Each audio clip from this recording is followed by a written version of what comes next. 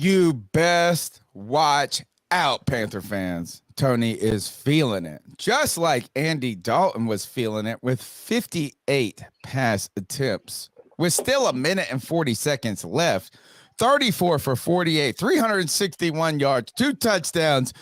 Andy Dalton, the red rifle, not our quarterback, bro. This team is stanky, janky, stanky. My name is Tony Dunn. This is the C3 Panthers podcast. Don't fool me. Shame on you. Shame on me. Shame on us for believing that things would be happy today. But guess what? I'm feeling great because I'm with my homeboys. And Cody Lashney's one of them. Cody, I've been at the bar since noon. Well, maybe 12:45. I've been here. I've been at multiple birthdays. I closed the birthday route out with my mother-in-law's house. So you know what I'm saying? I'm dapping up people, dapping up everybody, but I ain't dapping them about the Panthers. The Panthers right now are losing 37-27. It might be the most offensively productive game of the season, but nope. It's fraudulent, baby. Fraudulent. Sit on the couch. Welcome. I will take your copay, Cody Lashney. You are my wheel man, but you might need a little hug or some therapy from Tony Dunn today.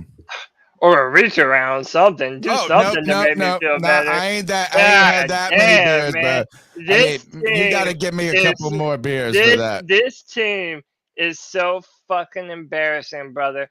It's at the point They're not where good. It's hard to ever be optimistic about anything when the things that you try to get excited about instantly go down the drain, man. You want to be happy about the coaching staff? Too bad. We already have a controversy that Thomas Brown should be the one calling plays. Too bad. And you want to say that we have a good receiving core? Too bad. No one can get open except for a 33-year-old Adam Thielen. He's the best. He's the best in the group. Getting ready to apply for his AARP card. And are you someone who thinks that Brian Burns is a superstar? Too bad. Too fucking bad. At the end of games, the man disappeared, and it's just bad on top of bad on top of bad. Now, we're getting ready to hear the bad dad to take his victory lap. No, he's not even like that. Don't give him that. He's not even like that. He has it. What do you mean give it to him? He has it. No one else is going to give that or take that away from the bad daddy. Today, the offense did look better with Andy Dalton. People are going to say, it didn't. Is it the play calling? It didn't look any better. Come on. Yes, Okay. it did, Tony. Okay. Yes, okay. Let me first. No one's saying that. I'll give you your time. Don't worry, Greg. Hold up. Good. No one's saying that it's good, but I'm telling you what, it damn sure looked like there were times, especially passing the ball 58 times. Yeah. That they were able to hit on some big plays that Bryce and this offense have yet to do. Tony Dunn is bullshit. I'm very upset about it. But you know what? Through rain, sleet, or snow, we will do this with the best damn Panther fans in all of YouTube. You know our boy Drew. We got RCBs, Bill Dotree, Carolina in the house. Jared, Kristen Ladane. What's up, Kristen? Hemlock, Mighty Mike, My Life, My Story, Donald Duck, Muscles Marinara, Paisan. What's up, brother? Roosevelt Mongo, Seth Robinson, Supernova Moore, The Titty Bear, and why Big Jordan. Tony Dunn. Ain't nothing to it but to do it, brother. Let's roll. Oh, it's going to be debatable, and you're going to be fighting Tony Dunn tonight. Don't worry. You're going to fight me because this first half of the game was 3-3, 6-3, 9-3. Don't give me that this offense was better. 58 fucking pass attempts. Bullshit. Greatest rusher, 24 fucking yards.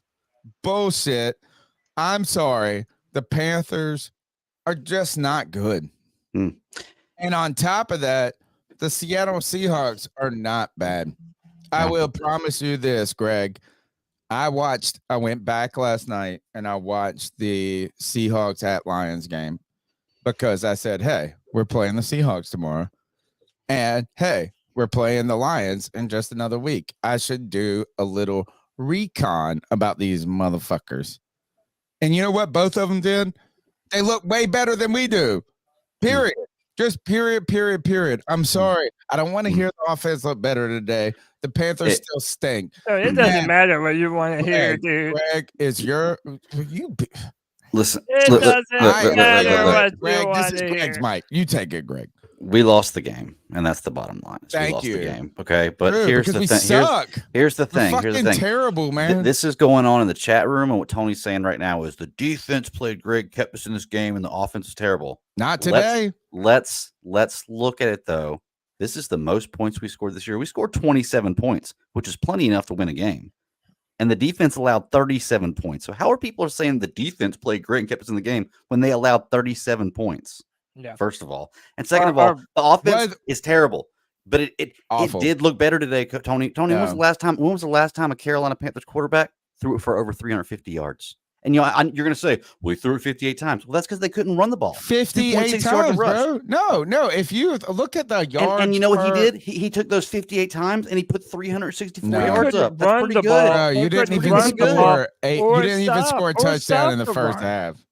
It doesn't matter. When you have, listen, you're going to give Greg all the argument that you want. No, I'm not. 300. He somehow hit those wide receivers that couldn't get open for anybody else today for 364 yards. Yeah, he did. He threw for 364 yards and 2 touchdowns. Would have been 3 if Thielen was 2 inches taller. Adam Thielen, 11 catches, 145 yards, and a touchdown today. No, I disagree with all y'all mofos. But I will trust your assessment because you guys probably watched it a little closer than I did. CK, I'm going to introduce you, but I'm going to say this, is I don't want to hear none of this, oh, the offense was so much better today, because I know that we could have drafted Blake Bortles 12 years ago and had 1 million yards in the fourth quarter for our fantasy team. We could take any quarterback in the shittiest team and they will throw, and pad the stats. 58 fucking attempts. I don't care. This team threw the ball so much. Tell him what he doesn't want to hear, CK. Shove it down his throat. Was the offense notably better today? Well, first, welcome, CK, and your beautiful voice. I am feeling it today. You guys have to deal with Tony.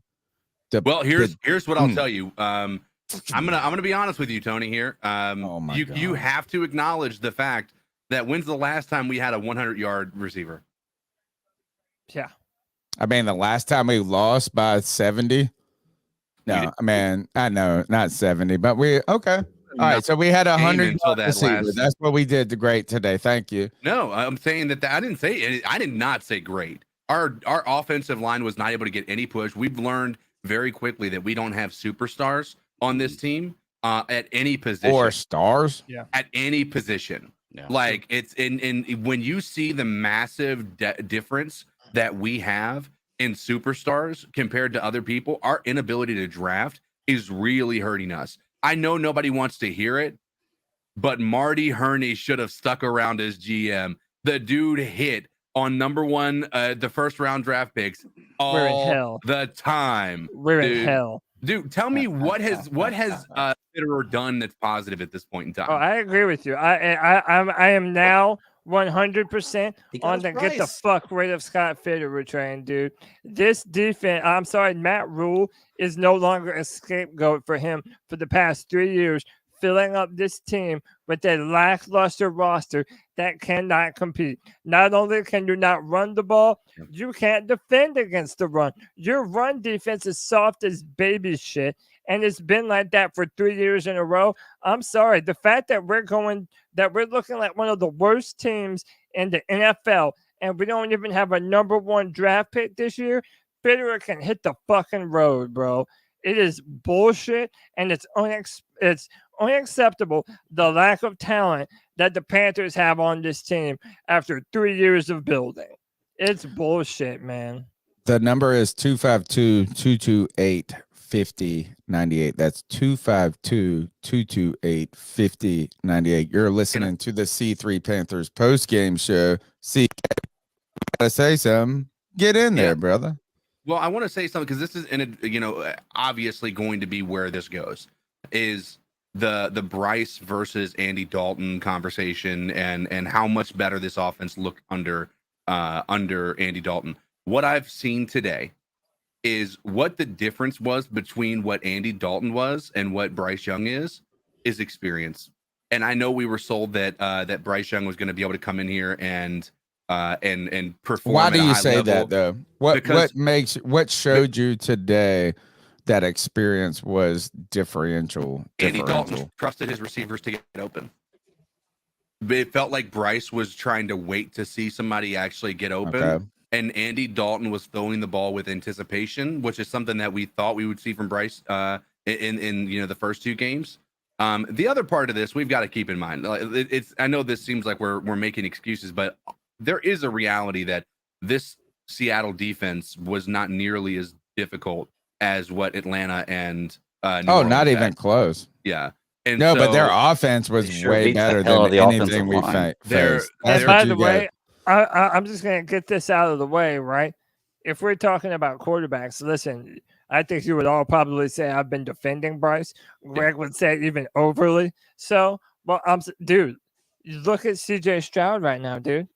The fucking numbers that CJ Stroud is putting up, dude, he has like the third or fourth most ever passing yards for a quarterback through 3 games of his career.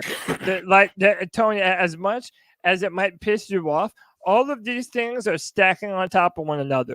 Bryce, being the big brain guy, now all of a sudden he's not prepared enough to go out there and lead the offense, even though you moved up to number 1 to draft him. But Brian Burns wants all this money. I've been wanting him to get paid. And yet when you look at how TJ Watt and Myles Garrett are routinely changing the game on defense, we don't have one person on the Carolina Panthers that can break the game open on offense or defense. There's not fucking one. There's not one. And it's bullshit, dude. It's according to you guys, bullshit. It's Andy Dalton with 58 pass attempts. Just said he played well. Offenses, so Tony, this is here's the thing. You're doing what Greg does most of the time. And no, that's I'm not trying to be like Greg. You're taking what we're saying and trying to overly exaggerate what we're stating. Nobody is saying Andy Dalton is the answer. We should have gone with him from day one. Sure. We're just saying this offense looked better from the actual production aspect of things. And here's the other part of this, right? You can't just say he threw for 58 yards and that's the reason, right? That's the reason. Right. Or that's what I mean. You can't say that's just the simple reason why the defense. Yeah, of course it's going to have more yards when he throws for 58. You know what else is going to happen that's going to allow you to throw for 58? Actually getting the ball to your receivers, right? Mm-hmm. If Bryce Young had played the way he played in game 1 and game 2 today, if he had played today, we wouldn't have gotten to 30 attempts at passing the ball. Because he wasn't connecting with anybody. He was throwing the ball away. He was getting sacked. He was, he wasn't really connecting. And so that's the issue. Is the difference is you can talk about the 58 attempts. The problem is, I will. Here's the thing: we weren't having as many. We had way more. I would challenge you to look at the first downs that we've had compared to last week and the week before. Because that's more indicative of the offensive success as opposed to anything else. Yeah, I think I'm trying to pull it up. I just downloaded the game book. You're the stat daddy, so let's look it up. Wait, Tony, I have to stop you. Please. Oh you're gonna have to stop me a lot tonight, bro. Dude, we've already gotten some incredible super chats. Eric with the $2 off the pay Brian Burns Hill on the trade him Hill. That's Eric for 2. White chocolate with the 199 says Andy looked better behind a worse O-line and no run game. All right. Hey, you have a point, bro. Nirvash with the $10 says the team is screwed. Dalton did well, but we have so many problems. We might be going 3-14, and that is optimistic. And then last but never least, is the lovely Sarah Taylor. She is the most beautiful 1999. My co-host right Fellas, what the hell? Andy Dalton has the experience, but receivers can't catch a cold. There is that. Damn, you hate to see it, man. Well, you know what? There's one thing that just made me smile, and that is Sarah Taylor. She is so smart and so awesome. But you know what you guys on this panel aren't smart about is Andy Dalton. 58. He was 59% completion rate today. 59%. I don't care. The numbers don't match. Tony, if he was 59%, 59%. If he would have thrown 67%, he would have thrown for 900 yards, bro. I'm telling you, this is fraudulent inflation. The Panthers Let's look up the average this was a 6-3 game. What was it at the end of the half? This shit was nothing.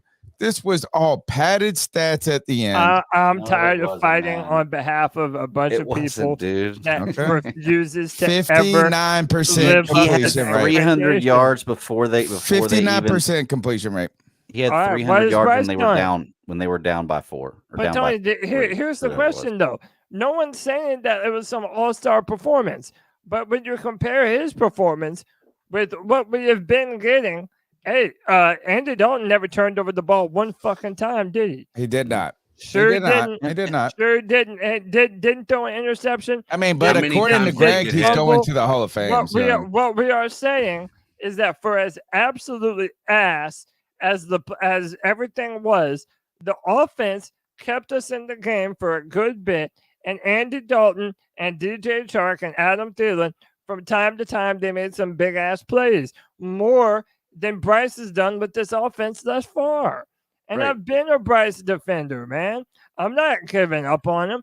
Is the game scenario. There is so much, there is now so much ammunition for a person to be able to say, well, let's just play Andy Dalton for the next few games because the offense looks better. It looks like we're able to do more. We look better passing the ball. And that's going to be something that we're going to have to deal with because Bryce has not lived up to the expectations. Everything around him is not great, but it's not going to be when you're going to the number 1 overall pick that's picking, you know? So it's like, this is going to continue to be a conversation. The number is 252-228-5098. Smash the thumbs up button, subscribe. We've got 295 viewers. Let's get over 300. Let's get to 400. The way you can help the C3 Panthers podcast is to continue to grow, obviously, is just drop the link on social media, Reddit, Facebook, wherever you hang out. Are you on X? You call it Twitter like I call it? Drop it. Oh, we just hit 300, baby. Smash the thumbs up button. Let's get here. Go. We've been doing this for 10 mofo years. I just left my mother-in-law's birthday party. Sayonara. I got to do a post-game show. She's so sweet. She loves me still because I've been in that family for a minute. But fellas, the team just isn't good. And I don't care. I know you want to go and talk about Dalton and the offense a little bit better. The team just isn't good. No, they're not. No, they're terrible. Can I give you my new nickname for one of our players? Okay. Who is it? Shark Iquanu. Jumping Iquanu. Jumpy Iquanu. Oh, jumping Jack Iquanu. Gosh, jumping Jack Flash he's how terrible was that? Oh gosh, how many? So bad. Somebody said 4 in the chat. We had I think he had starts. He had 2 back-to-back. He had 2 back-to-backs. Zavala had some. Taylor had at least 1. I think we had 8 total. Yeah. But we had 8 total false starts, and 4 of them came in back-to-back drives. And so it's this is, and here's the thing. We want to talk about the injuries are piling up. Our defense is not going to look good with the injuries. Everybody's hurt though. The fucking Seattle Seahawks were I know, but everybody not was like, everybody's they're so 0-3. injured. We got a chance. Nope. Yeah, but not everybody's 0-3. We didn't have like legit players anyway. We had a few people that were like maybe there could be something, but we didn't have any like legit like superstars on this defense outside of the question about Brian Burns, right? We have guys that are stars like Luvu, guys who have potential stardom like JC Horn. Outside of that, Derek Brown's our best player, bro. Derek Brown was the best player on the field, and honestly, it was a disappointing outing from everybody. Our entire defense. Here's the thing: we've been defending our defense this year. We've been saying that they didn't have the we've been trying to give them the benefit of the doubt, saying there's only so much they can do after, dealing with an offense that can't keep them off the field. Today, there's no excuse. The offense was driving down the field. They were taking field goals and stuff like that. But this defense was a liability through and through. 37 points, Tony. How can you say 37 points is not bad? No, I understand what you're saying. Look, this is why. I'm going to show you the game just to play like the possession by possession. Mm-hmm. And look, I'm going to lean into you guys. I need you guys to fill me in on this because, again, I was watching this at 2 birthday parties, so many TVs, so much going on. I've got a crazy story about how someone tried to fight me because I talked shit about Andy Dalton's haircut and they thought I was talking shit about theirs, and they were a chick with a fucking mohawk. Oh, it's awesome. Wait, it's gonna get this. But look, first series, we forced them to punt. Second series, we get a field goal. Third series, we hold them to a field goal. We punt. We hold to a field goal. Look, interception. Like, look, is the end of the half, the first half. Tell me how the defense is not doing their thing, bro. The first half they were, but that's what first. But there's 2 halves to a game. They still put is like you can't just ultimately ask a defense to do everything. And look, if they gave you a first half where you hold them to what they had 9 points. No, yeah, 9 points in the first half. No, the defense did their job. And I know that it looks lame in the back end. But I promise you, bro, is that these stat daddy are misleading. This teams have to be balanced enough. They have to be balanced enough. Right. And I know that I don't want a perfect world or whatever, but look, is that it doesn't care. I don't care about all these points at the end. This touchdown, this meaningless touchdown with what? To Thielen with what? The last it doesn't matter. Were meaningless. Okay. It doesn't matter. You know what I'm saying? So yes, you can look at 37-27, but really this game is over at the fourth quarter. Can I do this? It doesn't matter if it's Andy Dalton or Bryce Young. Justin Jefferson's about to go for 300 fucking receiving yards next Sunday. Are we all prepared for that? Yeah. It's over, bro. The team is so bad.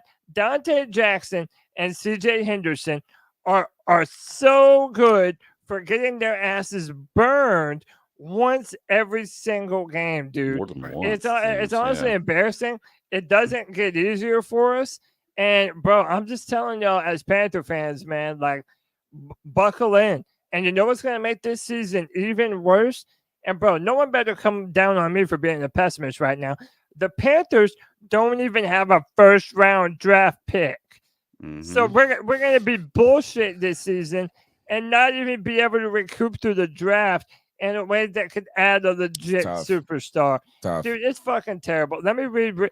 Dude, we have some crazy good super chats. Yeah. Avery Stewart with the 999 says the loss is on the O-line and the coaching. Nothing to it besides that. We were down 2 points before the penalties. Bit us in the ass. I'm still mad that we were not committed to running the ball.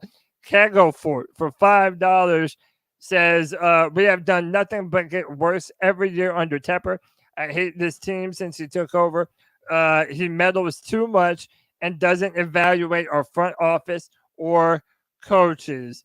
White Chocolate Espresso saying thanks for the first pick in the second round, boys. We're coming for it. Stats with $5 says I have to believe Wilkes gets some of these wins had we kept him.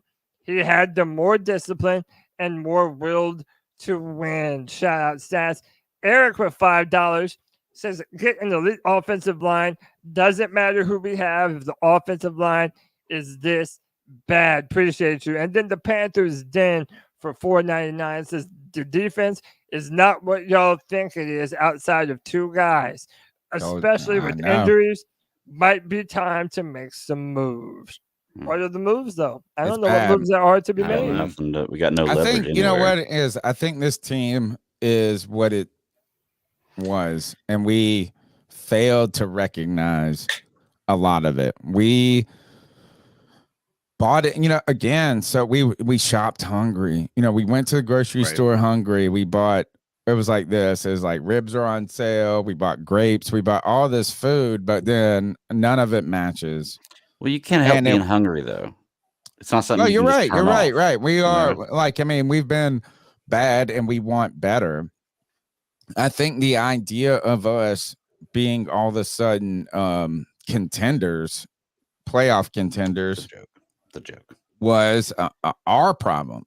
Mm-hmm. Misleading, and I'm not saying they're not culpable for helping that, but man, the team. Look, I'm telling you, I went and watched the game last night. I stayed up late last night. I set up the show for today because I knew I was going to be out at the mother-in-law and all this stuff. I set it up on StreamYard. I was up, and I said I'm going to watch the Seahawks Lions game, and both of those teams just looked phenomenally more capable. Yeah. At everything, and I know you could say this is you're like, oh, well, the Lions lost. People who are saying, oh, they're hurt, that they haven't watched the games. They just haven't. Gino has been playing out of his fucking mind, bro. Like, you knew that we had nothing for DK. You knew we had nothing for Tyler Lockett. And you can't just you can't rely. I don't know, man. It just was tough. Today was a tough lesson, and I don't want anybody to be like, oh, well, the offense was a little bit better. I'm sorry. The team, how about this? What was the worst loss this season? Today, last week, or the first week? What was the biggest beatdown? Who beat us the hardest? Today, me, was the spanking. I don't know. I think at the end there in the third quarter, our run defense was so piss poor. Like, they responded literally whenever they wanted to at will. And the Panthers couldn't do anything about it. Now we've been from a 4-3 defense now to a 3-4, and we're all worried about its ability to stop the run. And yet we still can't seem to do it. What did Walker have today? He had 97 for 2 touchdowns. That's nothing. So what are you talking about? Nothing. Hold on. Yeah. Right, you can't just talk about that. You got to talk about his receiving yards too. Yeah, that's just. You sound like you sound like a robot, brother. Yeah, you're a little janky. Tony, look, here's let me just I'll read it. You read the super chats, and I'll read the stats. C3 podcast is the best part of being a Panthers fan in 2023. Love you guys, and thank you for everything that you do. Thanks to you, Sean Butler. Evan Sports Talk with the 499 says, I hate to say it, but it's time to recoup some of those picks that we lost. DJ the Kid 91 with $5 says the team is growing. Whole new staff. It takes time. Yes. Anyone expecting any more is not realistic. Pay Burns. He's worth every penny. Let me push back just a little bit. And it's not even on the Burns part, even though I've been an advocate for paying Burns. But listen, if you want to say this team is growing, that's fine. I like that. But so is the Houston Texans. And they have one more win than we do. Hey, you know what? The Indianapolis Colts, they came away with a W today. Nice one, too. If you want to say, all right, you know why? But hold on. I mentioned you fucking whatever. Yeah, bro, they got the fucking real quarterback. And he's a veteran at this point. But you know what, man? if you're going to hype up this team and they didn't have a first round pick, you moved up for a quarterback, so you knew that you wouldn't be able to draft in the first round next year, you better be better than what we are seeing right now, especially when the division is up in the air. It is unacceptable for the Panthers. It is unacceptable for the Panthers to be this bad. It's unacceptable. No, I think this is exactly where we were and where we are. I think the idea that we should be better than this may be misleading. You guys said that they ran all over us. Look, is Walker, who's on my fantasy team, he did have 97 yards, 2 touchdowns. make you feel like you got beat in the mouth. That's a 100-yard Charbonnet. Yeah, but all right. So look, is that if you combine their total rushing yards was 146. Right. I mean, it's not great. I'm not saying we shut down the run. Please don't say. Okay. What I am saying is this: I think that if you looked at the Atlanta game, if you look at the Atlanta game, they were just as effective in the run game. So I don't think today we were significantly worse against the run. Tony, look at DK Metcalf, 8. He had 6 catches, 112 yards. That's the story, bro. Dude, okay. Oh, well, please stay right here on this, please, because what we're talking about right now is great. Okay. Geno Smith, 296 yards, 1 touchdown, 1 interception, 23-36. So about 65%. Threw for less yards and one less touchdown and 1 more interception than Andy Dalton did. That's fine. And Andy Dalton only threw about 62%. You can't just look at the numbers, Greg. So that's what I'm saying. Andy Dalton had a better technical game than Geno Smith did. Now listen, not even close. Listen, you add that 150 yards and 2 touchdowns rushing to Andy Dalton's game today, and what happened in this game? You're wrong, man. I'm telling you this is if you think Andy Dalton today was the better quarterback, DK Metcalf had 6 for 112. Adam Thielen had 11 for 144. Statement. What's your point, man? That's what I'm saying. It was the running game was the only thing Andy Dalton didn't have that Geno had today. That was the difference in the game today, was our inability to stop the run game. We didn't play great. I'm not saying we played great. That Andy Dalton outplayed Geno Smith today. I believe Andy Dalton, stat-wise, yeah, man. He threw for almost just the same completion percentage. And look, people are talking shit to me, and I might be a little sauce, bro, but I'm ready to go after this. The late numbers are not the way that the shit works. Dude, we were down 2 points with about 7 minutes left in that game. So today, if we walked away from this game today and we had to pick a quarterback going forward, and you had 2 choices, you had Geno Smith or Andy Dalton, you would pick Geno? I mean, you would pick Andy Dalton? No, I would pick Geno all day, bro. He's been balling, bro. Right. I'm not talking about overall, dude. Stop taking it to that extreme. I'm saying no. I mean, I'm just saying now. You think that Andy Dalton outplayed Geno today? Yes, I do. Okay.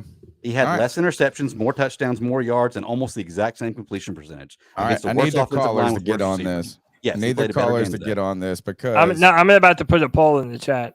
I just disagree. Look, I understand that the numbers are padded, but look, I watched Blake Bortles be a fucking top 5 fantasy quarterback when he was in Jacksonville because they were always down 40 and they would throw their ass out. You know what I'm saying? I don't look. Okay. The number's 252-228-5098. The Carolina Panthers have fallen 0-3, or they are now winless. As who won today, by the way? I have kind of been out and about, so I watched the 1:00 games. Wild games there. I mean, fun time there. Look, the NFL does not disappoint in the storylines. It is so difficult to pick the teams going forward. I think did you see the Chargers game, dude? No, I didn't. Did anybody see that shit? I watched. No, what happened? Yeah, insane. Those are the Vikings, right? I watched the end of it. Yeah. All right, so it was 24. They were up 4 points with 1 minute and 58 seconds left, or a minute and 40 seconds left. So it's under 2 minutes. They're on their own 30-yard line. It's 4th and 1, or 4th and 3. I think it was 4th and 1. It was not a close one though. They went for it. Didn't get it. Did not get it. Oh man, and then they're sitting there, right there, defending touchdown pass after touchdown pass. Justin Jefferson, like there was the fact that they did not lose today was incredible. Like it may have been if Brandon Staley shouldn't have even been on the plane going home. It was terrible. I heard somebody put on Twitter Brandon Staley doing Brandon Staley thing.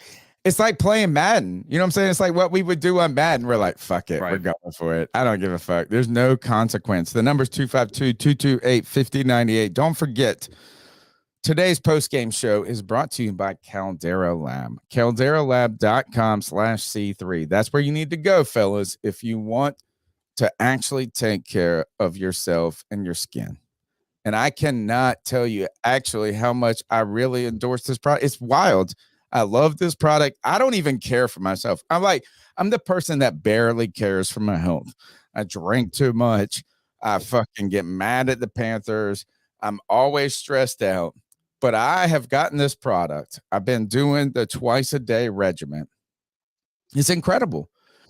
I don't think there's alcohol in the product. I haven't even looked at the bag. It doesn't dry my skin out. I have gotten rid of my blackheads. And I didn't even, my wife said this to me, CK. She said, your pores look smaller. That's what she said. And I have that deep Italian, sad face that is like, God, it looks like I got shot in the face with a shotgun type pores. Telling you, man, this stuff it's been great. I've been very happy with the product. If you go to calderalab.com/C3, you get 20% off your first order. And I tell you, I know that when you go and you get products that are the real deal, that are quality products, you have to pay, right? I mean, it's not like, hey, you're not coming out $5 on this. So you're going to want your 20%, folks. You're going to go to calderalab.com/C3 to get your 20%. But what's been most impressive about these products is not only I always overqualify shit. What's been very impressive about this product is how long it's lasts. You use one pump to wash your face with the cleanse. You use 2 drops with the serum at night, which is like a nice oil, like kind of moisturizer. Yeah. My favorite though is after you wash your face, you put this lotion on, which I never do it. I never did any of this shit before. Ever. You know what I'm saying? Like I just wash my face like a barbarian and run out, barely use the cheap deodorant. I'm telling you, man, the lotion at the end, I'm walking out. I feel like I'm you know what? Somebody said, you look like you're 38 to me the other day. I just made that up. I'm 42. I'm 41 going on 42, but I look like I'm going to be 29 bitches because I use Caldera Lab products, calderalab.com/C3. Look good, feel good. Don't be like the Panthers. Twice a day regimen on your face. Help us out. That's yes, it. Sir. Hey, Tony, before we got to get some calls. Yeah. But no. Before we go further, we have to read some of these super chats, man. The super chats are coming in ferociously. We certainly appreciate them. We never ask for money, but it's always appreciated. That's what we say around these parts. Josh Dyson with the $4.99 says, even if we trade Burns for a first-round pick, I have no faith in the front office to make the right picks to help this team clean house. That's the scary part. Yeah. The scary part about this is for someone who is not trying to be a negative Nelly, Nancy, you know what I'm saying? Like, I don't want to be over dramatic because I've been doing this for so long. No. And I think there's some fairness to say, hey, let's let things pan out. Let's not overreact. But I was watching, again, I've mentioned this like 9 times. I was watching that Seattle-Denver game. Look at that baby. God bless. Thank God that baby looks like your wife. I don't know. I think the resemblance is uncanny. The resemblance is uncanny.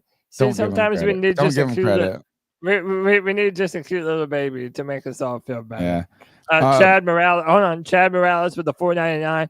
BOA better play Prince because it's going to be a sea of purple next week. We are feeble. Sell the team. March on Mint.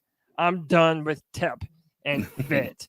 Last but certainly not least, Avery Stewart, $20 love bomb. He says, anyone who is expecting a playoff season is a fool. We are rebuilding, and it's going to take some time. I know we said the same when Rule was here, but it's the only thing we can lean on. We simply need to believe in the future. What was wild? It's hard to do. When I was watching that game, I saw a receiver who was drafted in the 7th round for the Lions making a catch or a small. You know what I'm saying? I was like, shit, I got a 7th rounder contributing. We don't even dress our 3rd rounder that we traded up for. Yeah. And DJ yeah.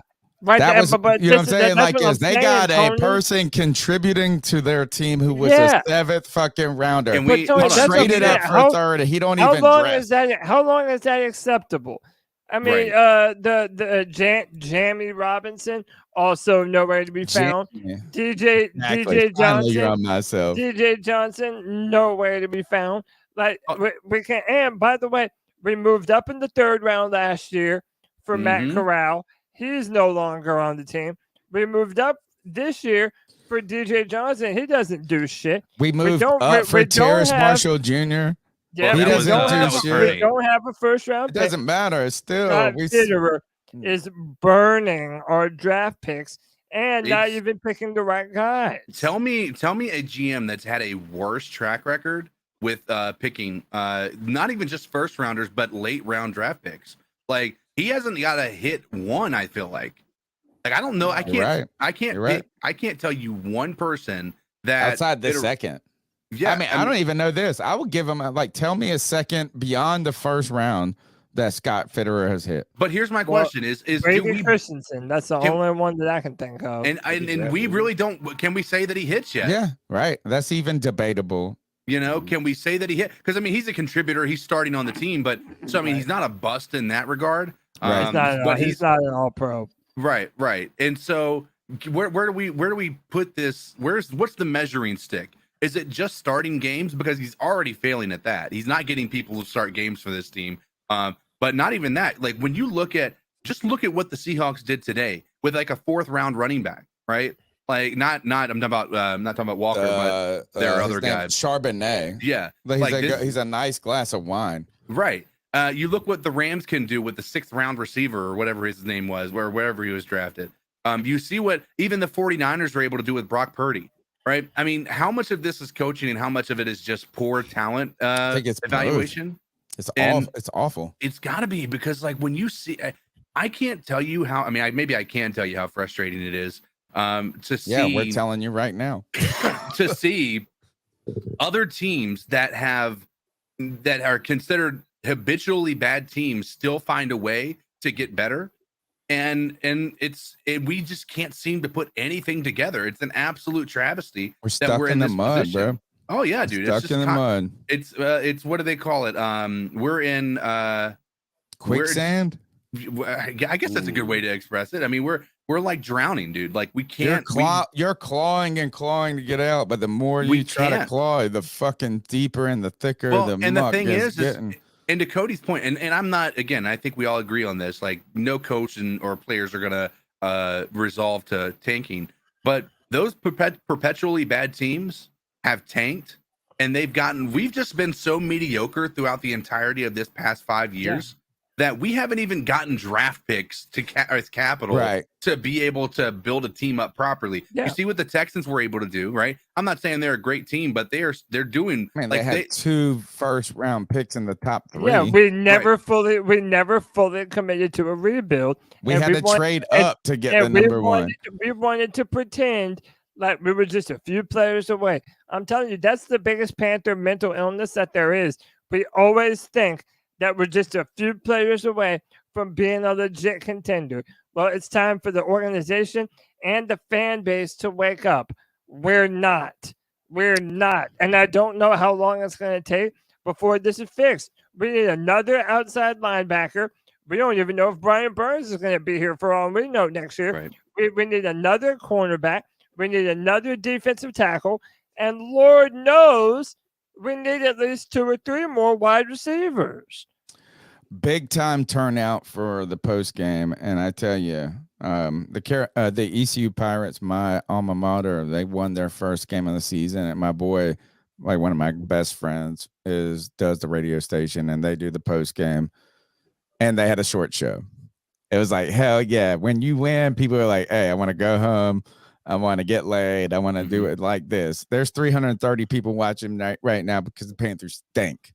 They stink. The number's 252-228-5098. Don't forget, you can be a C3 super fan for just $1.99. It's a small little donation per month where we only get like half of it, by the way. But we're trying to build a community where we continue to give back. We're going to be playing Mega Mingo in just a few minutes. The Mingo card is probably hitting. We're probably hitting something. Yeah. And by the way, we had a hiccup. It ended up going live for everybody. But if you're a part of the 199 super fans, you're getting the film rooms. Me and Pickle every Wednesday. They're going to upload on Thursday. We're putting out those film rooms. And man, we're watching the all 22 film. And we're going to be doing it again this week too. breaking it down. People really loved it, man. So, hey, $1.99. We appreciate you.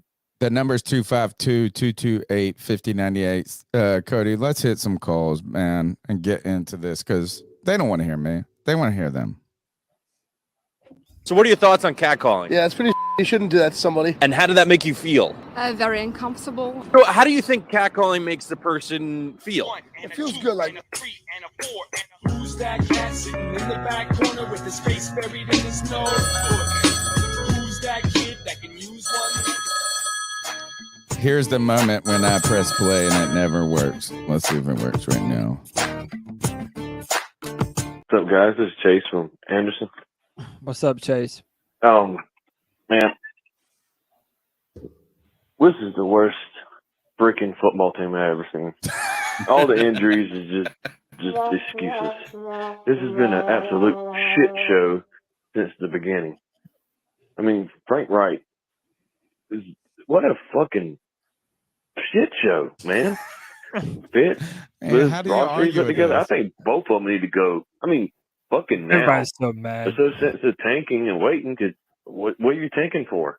Mm-hmm. Unless you trade a bunch of stuff, assets off, but you can't really do that because there's nobody worth trading. Fire both of them. I mean, now. Fire them both now. Fire Frank, fire Fit. Fuck this team. What a fucking shit show. And that was before these first three games even started. All right, let's go to the next call. What's up? This is Derek from Houston. We suck again, so yeah. Oh man, It'll be fun watching these games at a bar, drinking. Lots of drinking. All right, bye. The number's 252-228-5098. Lots of drinking and more calls. This is Smooth C. I'm going to make this short and sweet. Somehow, Frank Wright is worse than Matt Rule. What an absolute shit show that guy's been since it's been here, man. What a shit show. Fire this guy now. Insult and fire you can Fit. get. You know it's an absolute shit show when it's worse than what Matt Rule did. What a joke. I go on Pirate Radio every Friday. We make these picks, and we we don't pick against the spread. We just pick straight up, and it actually is very difficult to just pick the NFL. It's always week to week, wild. But we have so much of our vested interest in it, so I picked the Panthers until I got to give up on them. I gave up on them after week 2, right? It's like, I'm like, oh, we're going to, you just pick for your team. So there's this guy, Danny. He's a pitcher for the East Carolina Pirates. He's an intern at the Pirate Radio, and he is a New England fan. And we always do this. We fuck with him all the time. We say Mac Jones or Kirk Cousins, Mac Jones or, we just fucking give him this list, and then we'll be like Mac Jones or a pimento cheese bacon burger. Right now, I feel like this is the Carolina Panthers or a pimento cheese bacon burger. I would rather have the pimento cheese bacon burger. It's hard to argue that. I know. I mean, good Lord. The number's 252-228-5098. Let's go to the next call. Oh my God, this is just horrendous to me. This don't make no sense to me. I feel like if Bryce was in the game, I really do feel like that if Bryce was in the game, we probably would have never scored. Oh God. Andy Dalton, you played your heart out. Alan Thielen, you played to the last minute. Kudos to Seattle. Play hard. When I say this, I want to say this as nice as possible. Ike Ekwonu, count your days. Damn. Count your days. Damn. This don't make no sense. How do you false start that many times? That don't make no sense to me. You false start too many times. Oh my God. Alan Thielen, good job. You played your heart out. DJ Chark, you played your heart out. Oh, this is Frank Rich. Just give up the playbook. Just give it to somebody else. Let somebody else call the plays. Because this don't make no dude. sense. Frankie Louvu, I feel like after Frankie Louvu got out the game, everything just fell. It fell. Now what? We 0-3. We 0-3 now. This don't make no sense. Even with Matt Rule, when Matt Rule was the head coach, at least he can call plays good. I mean, he didn't make the best decisions, but I mean, he called plays. And at least when he was freaking coach, at least when he was a coach, he wasn't 0-2 or 0-3 now. This is oh man, I can't be a Panthers fan no more. I just gotta move on. Poor Noah. Noah's going through it. Y'all don't score. You scored this game, but y'all just where's the effort? Noah's going through it, Brian man. Burns. Where's the effort? What's going on? This is so good. I don't know. It's so honest. I don't even know what to say. To be honest, I don't know what to say. The defense, they play like defense. Offense is play like the offense. Play like they don't know what the playbook, what the calls are. It's just I don't know what to do no more. Keep pounding. I'm out. Oh my God. I think if you look to the Bible, I think Jesus talks about be like a child. You know what I'm saying? The honesty of a child. There's a passage they always read at weddings where it's like, and I don't want to. The Panthers have corrupted Noah. Or the Panthers are his delinquent parents that are like hooked on Oxy. And this poor kid's got to try to live his life out with these drug addict parents. It's disappointing him all day long. Man, this dude was stressed. I'm stressed. I think that we're all just kind of scorned, honestly, from what's been going on the last few years. Because, and I'm not defending Frank Reich by any means, because y'all can go back and check the tape. That's not who I wanted for head coach anyway. But we're giving him a much shorter leash. Shit about Matt Rule anymore. No, but I'm saying we're giving him a much shorter leash than I think that we need to, because everybody wants to talk about it's only 2 games, only 3 games. Okay, he came into a new team with a rookie head coach. Whenever Matt Rule came in, he already had a pretty established team, a team that wasn't garbage, and he started 0-3 his first year, I think, right? Then he went 3-0, then he went 0-3, right? Wasn't that what happened? Maybe. I think you might be right. So on I mean. that. I think that we're giving him too short of a leash. I'm not trying to defend the guy because I don't think he's the answer. But did you guys expect today to go differently? No, I didn't. predicted us to lose. Yeah, I didn't predict Andy Dalton. I didn't think Andy Dalton was going to throw for 350 plus yards. Yeah, I didn't think so either. I didn't expect that. I didn't think we would ever see a team that would throw 58 fucking times. Yeah, but I mean, we did. Oh, by the way, I put that up in the chat. Who was the better quarterback in the game today? And with 185 votes, 64% said Andy Dalton, 36 said Geno Smith. Y'all are out of your minds. The number is 252-228-5090.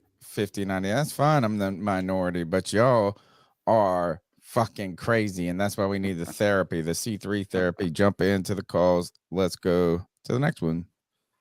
Fat Finger Tony. There we go. Man, what's going on, C3 family? D fan for North Carolina. Shout out to the great Tony, Cody, CK, just the whole family. I love every single one of you. D, how you doing? Shout out to all them Panthers. Just keep pounding. Maybe they got that upset stomach right now, that migraine headache, that tightness in their back. Maybe even thinking that they have gained a little hypertension from watching our Carolina Panthers. The main thing that stuck out for me today, Andy Dalton, the Red Rifle, the great value Thor, whatever you want to call him on this fine Sunday, showed that really the difference in this offense between him and Bryce is that he has so many years in the league. And on that, the O-line. And I know there's going to be a lot of calls about the O-line. There was such a lack of discipline. How many times we got shot in the foot. But I'm not going to keep making excuses for our defense, who I had been saying was really struggling because of the lack of offense, they really gave up in the second half, early in the second half, in my opinion. And I felt like all that effort they gave in the first half just kind of went out the window. There was such sloppy tackling, sloppy special team tackling. The penalty with Deion Jones when he decided he wanted to rock bottom the kid after the play. Basically, we got to get back to the fundamentals and the basics. We are not a good football team at this present moment. Week 3, we are not a good football team. I'm not ashamed to say it, but I do have a confession. I really thought this team was better. I overhyped myself. And that's fine. That's on me. I can live with my mistakes. And I think some of the outrage and the discord between our community is because I think if we're all honest, we all kind of did. We looked at what Miles Sanders did in Philly. We took the name Adam Thielen. We looked at what Shark did in Detroit. And we really thought that, you know, we had some magical cure without anything showing us that that was going to be the case.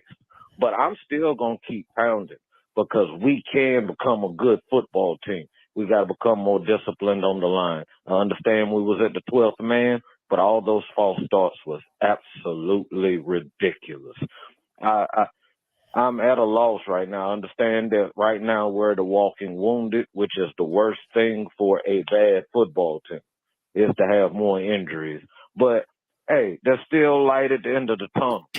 Maybe we can beat Minnesota. I'm hoping we can beat Minnesota. Arizona beat Dallas, daggone it, we beating Minnesota. My focus is... He's got a couple more seconds, and here we go. Yo, in conclusion, family, I know it seems like every week now I'm running into 2 messages, and I truly apologize. D from Sound. It's all right, D. I just want you to keep pounding. If it's Bryce, if it's Dalton, I don't care who the quarterback is at this point. We still need to get consistent offensive line play. Hopefully some of these injuries are not as serious as they looked. Hopefully we'll move on, get that win at Minnesota, and go forward. Besides that, rough day, rough game. Hopefully we'll figure it out. But like I said before, don't be upset with yourself for kind of having over expectations of this team. Well, we can be upset with each other on this podcast for Appreciate you, pushing D. that, like Cody with the fucking 4,500 yards from Bryce and the 11. What you don't know when I'm being hyperbolic and when I'm being sarcastic. That's number one. Nice walk back. Number two, like listen to everybody is saying that we're being pessimistic or we're giving up or I mean listen, I understand that if you want to say we had high expectations, fine. Yeah, but we definitely had higher than this. No, but see, here's the thing. It's kind of bullshit. And I'll tell you why. It's not like we were expecting the world. Did anyone among us think that we were going to be like, one of the better teams in the NFC this year? Like, I don't see either one in the chat room. Nobody, dude. You said 11 fucking no, wins, motherfucker. Cody. What I said is that in a weak division where no team is worth a proven damn, that we had an opportunity. If we could damn near sneak into the playoffs last year, I thought that we could do it again this year. I didn't think that we would win it going away. What I will say is at this: 11 wins would be if our fucking crazy expectations, snake. Our expectations are too high. Some of you have too low of expectations. Meaning, if you thought that this is what had to happen, that we had to be an 0-3 football team that can never put together a consistent offense, that has had the same GM for the past 3 years, and all of our defense still looks like trash, even though we moved to a 3-4, we have no downfield passing attack. Like, no one's saying that we're going to be the best team in football, but we were saying that they should be a better team than this, and they should be. It doesn't mean that You're right about that. They don't look good than this, man. They don't look like NFL teams. Even the bad teams look like they are competent, right? And we had some competent pieces to what we did today, but like when you fail across the board for the most part, as much as we have already this season, it's so demoralizing. Like it makes you really. It's the exhausting. Start of the year too. Yeah, like we're after 3 games, we already know that our season's done. Like we're not going anywhere. And by the way, I hope I'm wrong, but I have no reason to sit up here in front of 290 people and say that I expect the Carolina Panthers to get it together. Right. Because I You sound don't just see like the me. talent to be able to do it. You sound just like me. I actually think the scariest part is if you ask the question of how do you get better? It ain't. Like where do you even start? You know what I'm saying? You've got to It's like- identify the biggest problems first, to be truly Well, honest that's what with I'm you. saying is Yeah, like is the whole fucking it would be like trying to remodel a house and everything is fucked up. Yeah, I mean, like, all right. I mean, like, think about that. We'll go to the next call, but like, if you like, how do you get better next week? How do you get better next week as a team? And this is what's wild is week 1. Who do we have week 1? We had the Falcons week 1. We ran the ball, like our offensive line was pretty good. Right. And our rookie quarterback threw 2 picks and we were in the game. You know what I'm saying? So you're like, oh, we got to cut out these turnovers. Then week 2, the offensive line we couldn't run the ball. We couldn't, you know what I'm saying? It's like, oh, now our offense is fucking fucked. Or, you know what I mean? Like, it's like every week there's another new problem. Imagine buying a house that you were trying to flip. This is what people think. They're going to go buy houses and flip them. And like, oh, we're going to paint the cabinets. We're going to do this. And then you fucking buy the house and you're like, oh, that's got whatever this fucking piping I got. It's called Quest piping. They recalled it in the 80s. So you go, oh, I got to redo all the fittings. And then you pull the wall out and then you find, oh shit, there's fucking the outlets aren't the code. It's just, I don't know what to do for the Carolina Panthers that would make us better next week. No, I mean, you know, maybe we get healthier. What? Maybe, maybe I don't even know if that would point. I mean, okay, maybe at some point Austin Corbett comes back. Dude, the right guard position. We had a brand new right guard. We had Calvin Throckmorton playing right guard for the Panthers today. By the way, the week before it was Cade Mays, and then the week before it was Chandler Zavala. Every team goes through this shit, bro. Nah, not a different. Dude, look at the Seahawks, year. Man. The Seahawks were starting 3 new linemen, dude. They were starting 3. All right, then fine. Have it your way. That's on Federer even more. No, I'm just saying this is okay. Like, we fixed the right guard position, and then it's just another problem, and then another. You know what I'm saying? Like, it's like I don't think that if all right, say this, you went and got the best right guard in the fucking NFL. Does this team even really get better? No. Let's go to the next goal. Why in the hell? Why in this freaking hell are people talking about trading Brian Burns for a first pick? Do you freaking realize why in the hell would anybody give you a first round pick for a guy who can't beat second and third string linemen? Damn, that's some bullshit. And right now, I wouldn't offer him a contract. If I'm the owner, I would say, bitch, you ain't getting no fucking contract the way you play it. But he limped a little bit, or he acted like he did. Either way, that's going to be the excuse carried on. And his brother can go to hell. Yeah, G-Baby, you was right about that bitch. And Derek Brown, your ass is next on the firing line, buddy, because your ass wasn't there either. That's some sorry sack of shit. Scott Fitter, I already said your ass should be fired.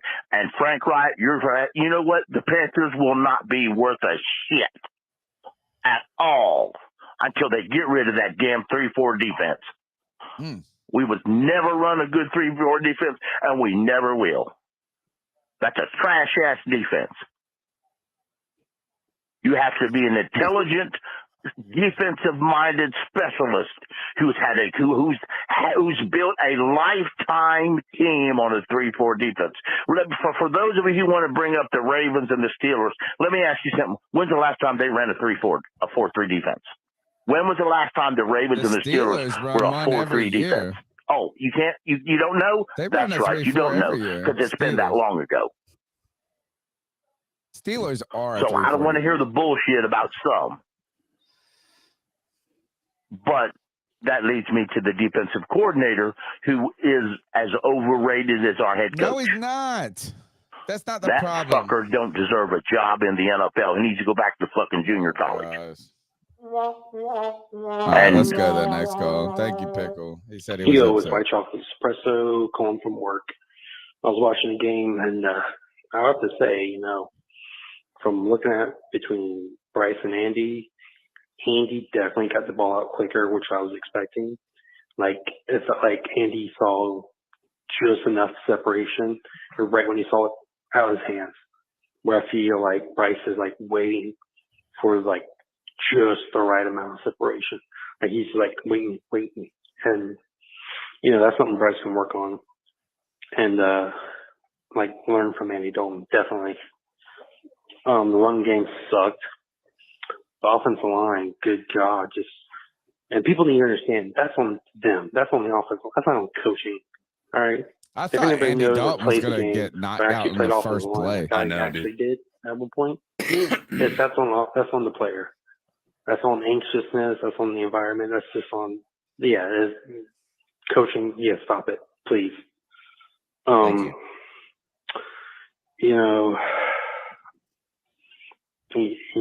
He's got to learn.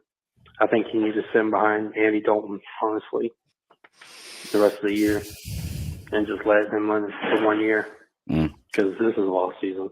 So, I also would like to ask all the people that said we should trade a first for fucking Sean Payton to come forward. 70 points. Oh, offense of genius. Well, I hope so, because the defense just gave up 70 fucking points. Yeah. Man, wait until we play the Dolphins. Here's what they might score 100 against them. Oh my God. Team play pretty well. But, yeah, those are my thoughts.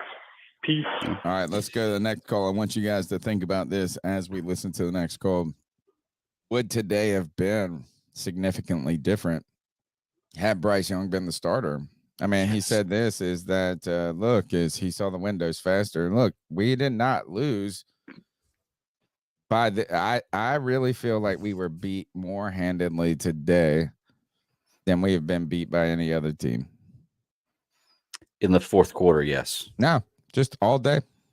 Go back and watch the game. I mean, think about this. What was the score at halftime for the Saints? What was the score against? We have walked into halftime. The game was close at least at up the same until the third quarter. No, the game was close until all 3 9 games. minutes in the fourth quarter. Yeah. That's how it was for all the 2 previous games. And look, in the press conferences, Federer says he still believes that we can be a good team. I mean, what else is he going to say? But of course. All right, let's Federer's go in the post-game press conference. No, I mean, my pardon me, not Federer. I was like, holy cow, he's coming out for that? No, not Federer. Wait, Greg was going to say, go ahead, Greg. Well, I was going to say, this actually goes to what Kev said here before. You were asking us to think about something we could do to make our team better next week. And honestly, I think that putting Andy Dalton in at quarterback is the best thing we can do right now. We can't add more special players to the team. We're not going to make any kind of big trade. Andy Dalton, give him another week to gel with the first string offense again. Our passing game looked better today than I cannot tell you how long I've seen it look that good. Did you agree with that? But it looked good. And here's the thing: if the running game can step it up next week and have a halfway decent game with 100 yards rushing, then we're going to win games like that. Crazy, Greg. You're just making things up. I'm not, dude. I'm telling you, I'm not. Well, how about this? I'll put it in the chat. Who should start against the 49ers? Bryce Young. We don't play the 49ers, thank God. I mean, not the 49ers, the Vikings. But CK, did you agree with what Greg just said? I agree for one reason, and that is I think that Bryce Young having the pressure taken off of him could help right now. I agree. I think that number one, if he's not 100%, don't put him out there to potentially get because if he's not able to be as mobile as he would need to be normally, don't put him out there where he can't escape the pressure and take more hits than he needs to take, right? But ultimately, I think it boils down to I think watching the film today is going to help Bryce more than anything, right? I think watching the film and seeing Andy Dalton do what he wasn't able to do, which is connect with his receivers. Even, we can argue the difficulty of the task between what New Orleans and the Falcons had as opposed to the Seahawks, but I would support it. I wouldn't be disappointed if they decided to do it. I'll put it like that. Yeah, I mean, I think the thing that we would be excited about is that we didn't put Bryce Young out there to get fucking beat down and then us question the pick after the week. It has nothing to do about the true development of the player, but if you walk out there and you get beat down and fucked in the what, all we're going to do is be like, oh, man, like everything is on the table. Look, I don't care, man. Today, Adam Thielen had 45 yards. Nobody else did shit. The next receiver was Miles Sanders, 38 yards. Actually, DJ Shark had 86. Excuse me. Somebody said, is it time to give up on Terrence Marshall? Yeah, we should have done it a year ago, it turns out. Our quarterback had 345 yards, and Terrence Marshall had 5 catches for 35 yards. Sorry. And we used to think that he was a speedster, that he could take the top off of a defense. Dude, he can't do shit. Like, he doesn't get separation. He doesn't get clean over the top. Right. It's all bad. By the way, I just put up a poll in the chat. Make sure to vote. What quarterback would be? Who should be the starting quarterback for the Panthers against the Vikings? And as of right now, it is overwhelming with 77% saying Andy Dalton. Wow, man. What a difference a week of football will make for a fan base, dude. Let me fucking tell you, man. Well, I don't know if it really is that different or that it's just settling in. I do want to say this. Kristen Ledane said TMJ just blows, period. And speaking of blowing, the worst thing you could do is pull it down your pants and hope for a blowy. And then you have a big old afro puff there, uncleansed, unkept, like the damn Panthers team and their roster is unkept. Folks, don't be in that position. Do not be in that position. Be ready. Be ready for any given Sunday, any given day, any given opportunity. And the way you can keep yourself tight, clean, and ready for that moment is by purchasing some Manscaped products. Manscaped.com. The promo code C3 gets you 20% off your order plus free shipping. That's promo code. No, actually, I gave you the wrong promo code. It's Panthers. Promo code Panthers. Promo code Panthers. Promo code Panthers. That gets you 20% off plus free shipping. Up on screen, right there above. There it is. There it is. Be ready. Don't be like today, like a unkept team, unprepared for the moment. Be prepared for the opportunity.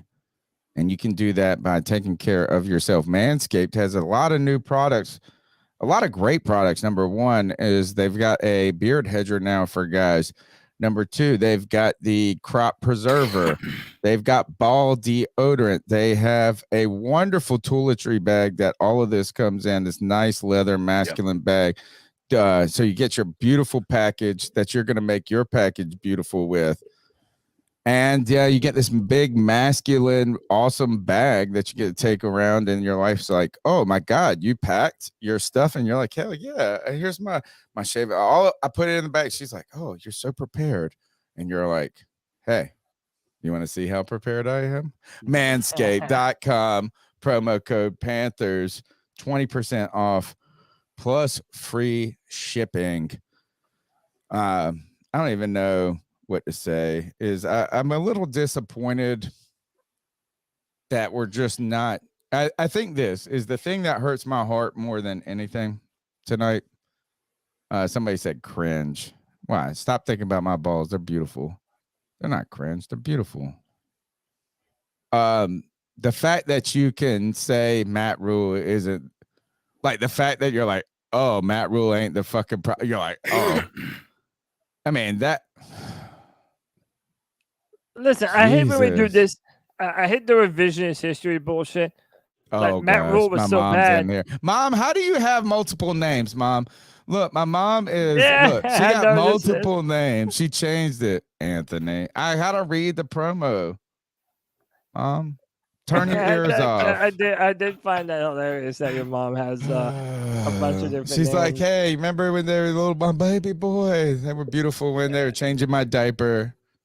Wow. Let's go. Mind your manners, Tony Dunn. I'm so sad. But no, listen, it's like I was saying to CK. The fact that we get to early in the season every single year, just for us to get the rug pulled out from under us.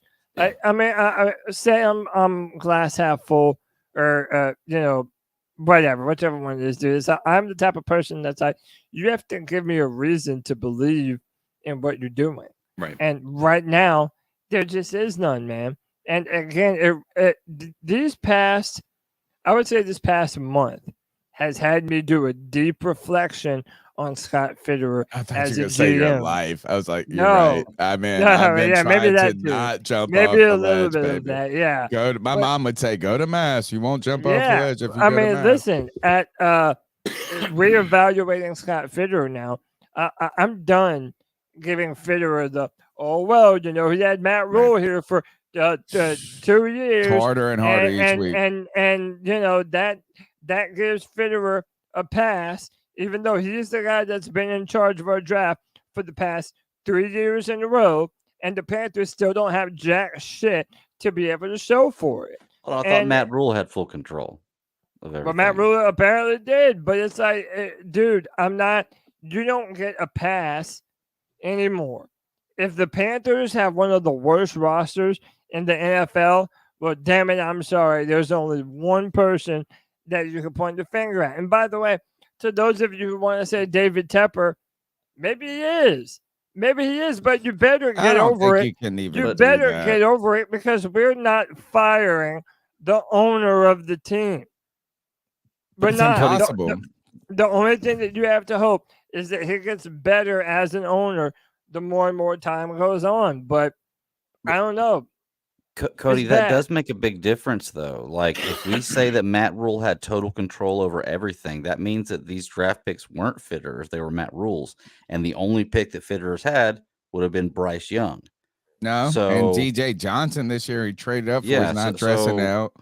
Was it all Matt Rule? Or was I it agree, Matt Greg. Fitterer? Is like that's the hard part, Greg, that we're talking about is the inability to fully evaluate the moment in an objective way, because you always have that lingering question of who the hell was the problem.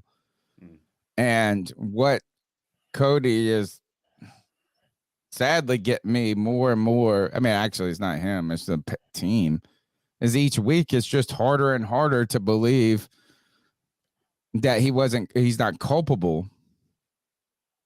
Right. You know, I mean, it's easy to say, hey, man, Matt Rule was a fool, Matt Fool, Rat Mule, all the things that we said, which I still believe. And he is.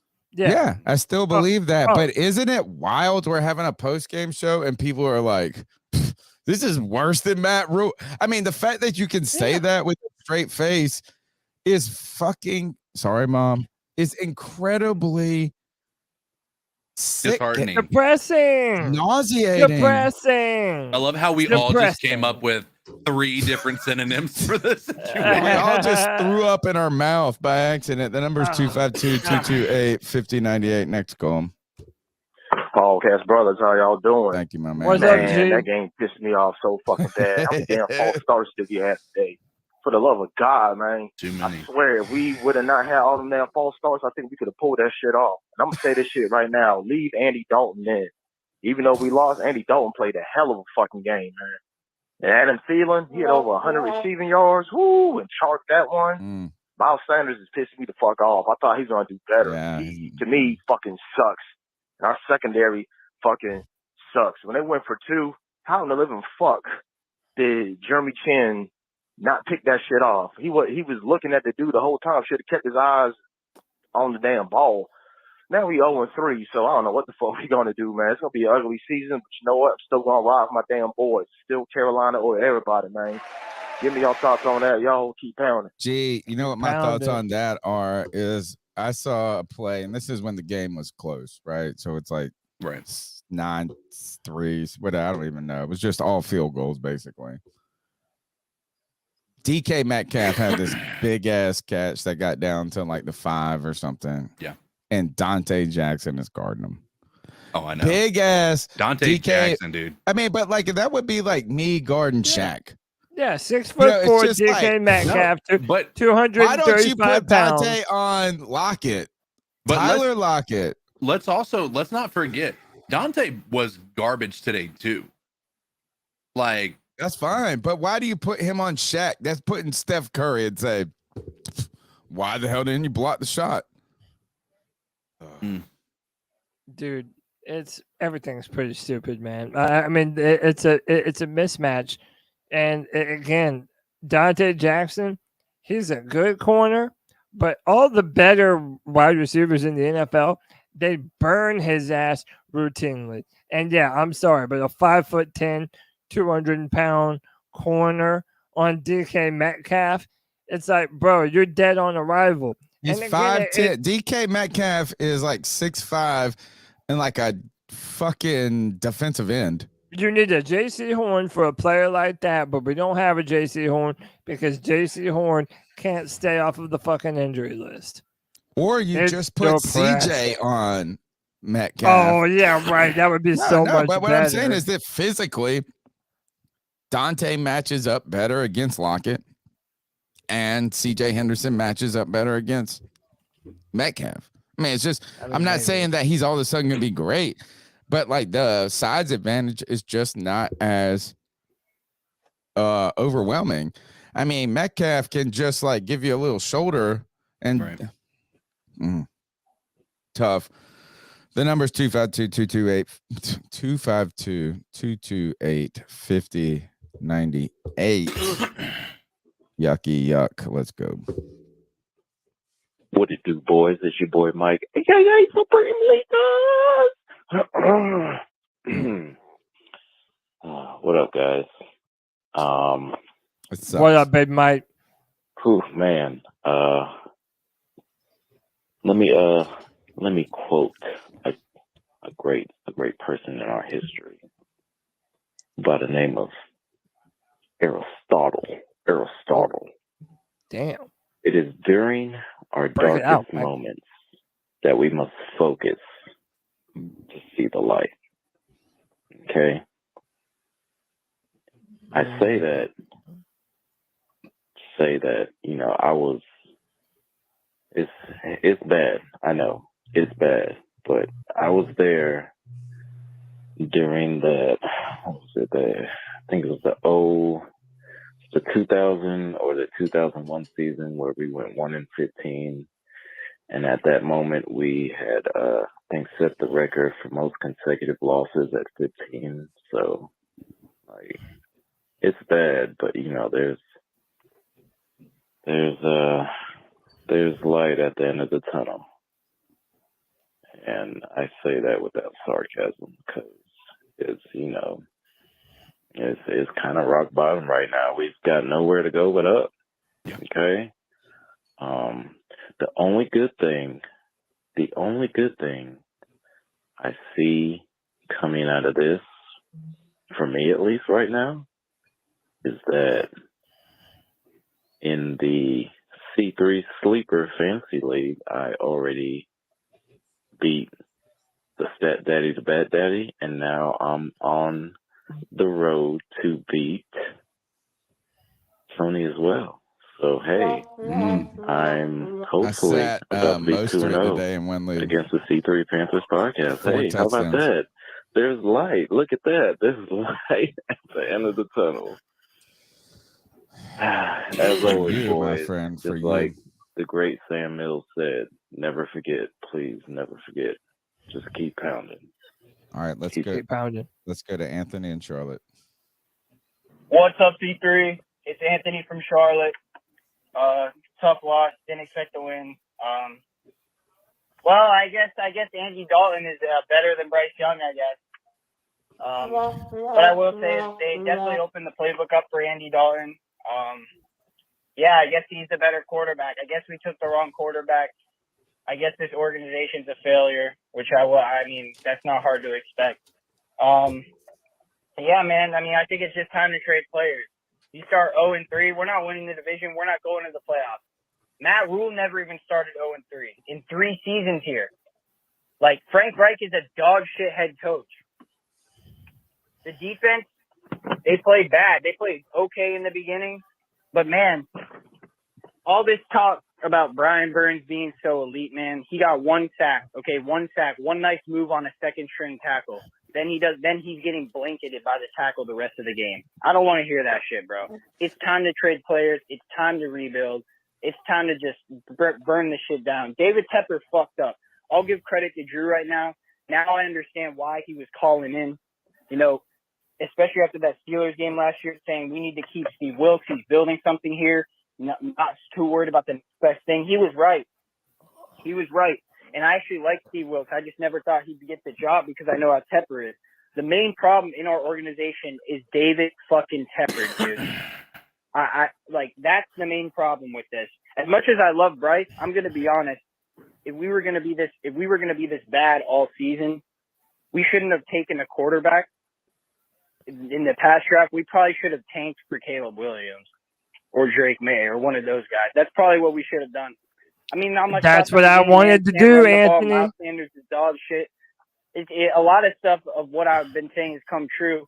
I'm still not giving up on Bryce, but it's looking pretty when Andy Dalton's throwing for 340 yards. But you could definitely tell that the play calling was better for sure. Like, there were guys wide open on a lot of plays for Andy Dalton.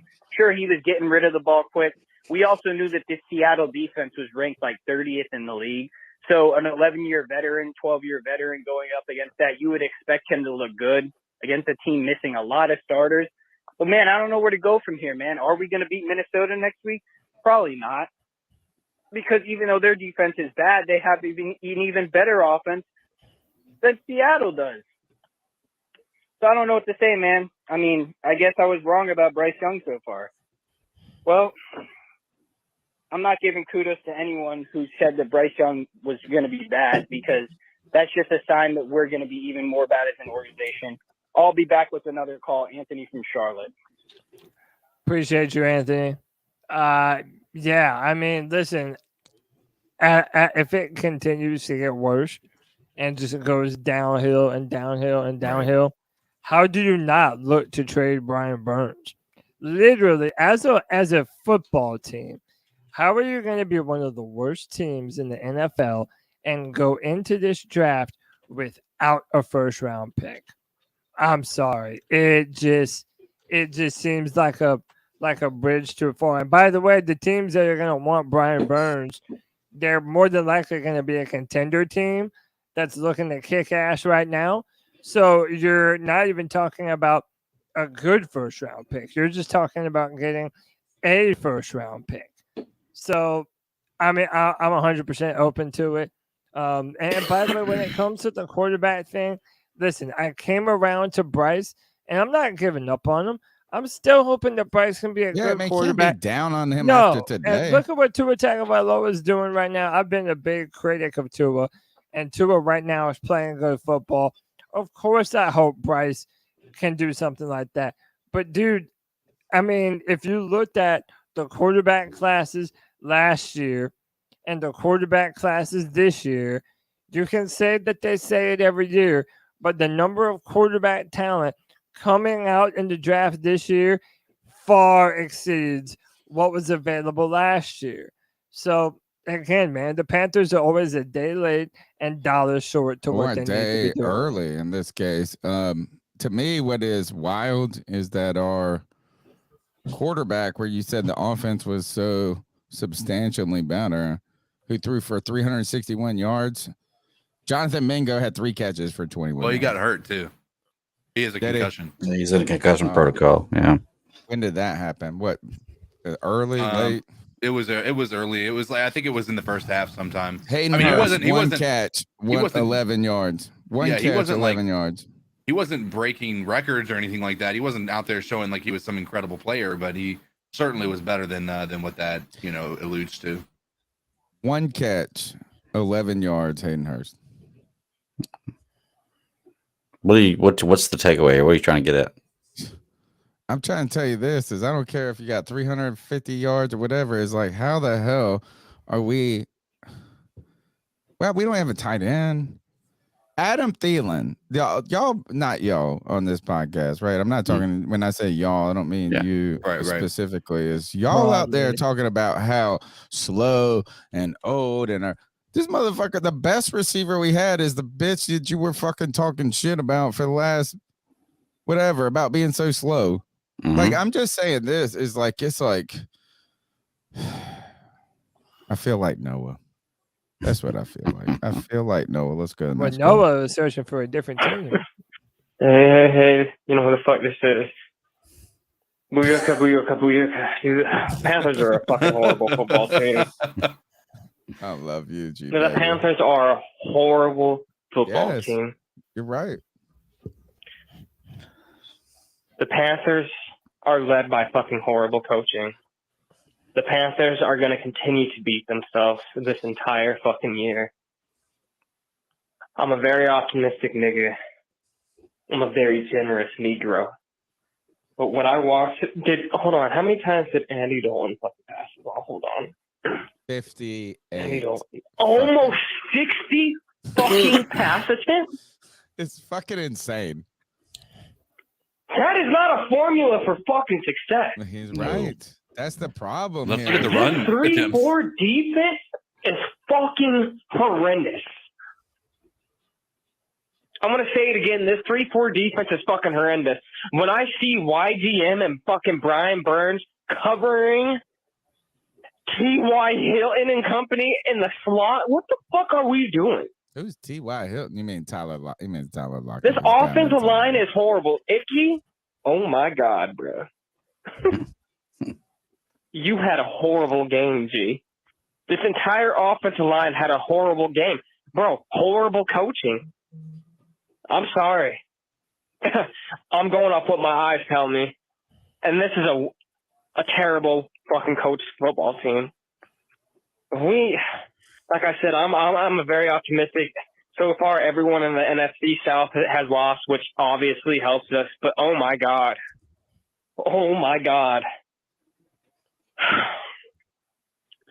We can't run the ball. And my God, if we're going to fucking use Miles Sanders in the fucking slot and put him as a fucking receiver, why the fuck can we keep fucking Christian McCaffrey? If we're going to use fucking Miles Sanders like that, goddamn, we might as well have just kept Christian McCaffrey. Like, what the fuck is going on in Carolina, bro? Like, how the hell do we let Andy fucking Dalton pass almost 60 attempts? Oh, and let me throw this out here. Sam Franklin, come here, G. This is a nigga to nigga talk. I need you guys to just don't say anything. This is for the culture. G, I need you to stay off fucking social media. Because what Zach Charbonnet just did was he just knocked you into the fucking fifth dimension, nigga.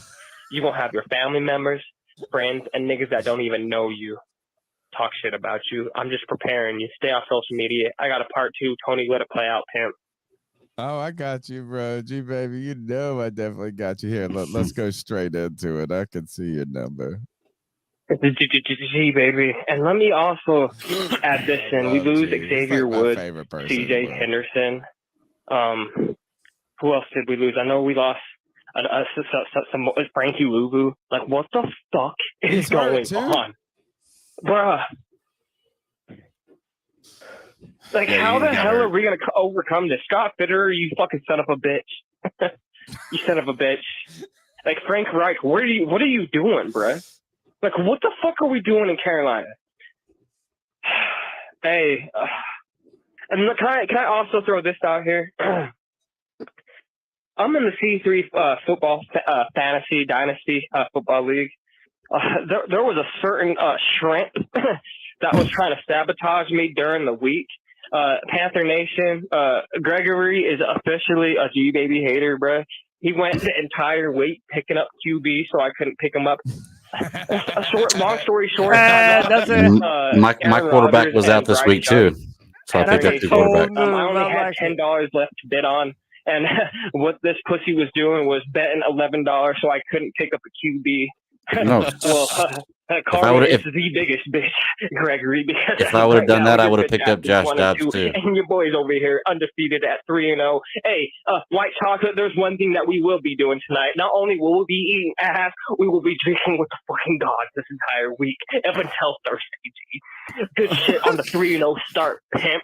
And Gregory, hey, Karma's the biggest bitch. And guess what? Ice up, bitch. Ice up. It's coming for you right now.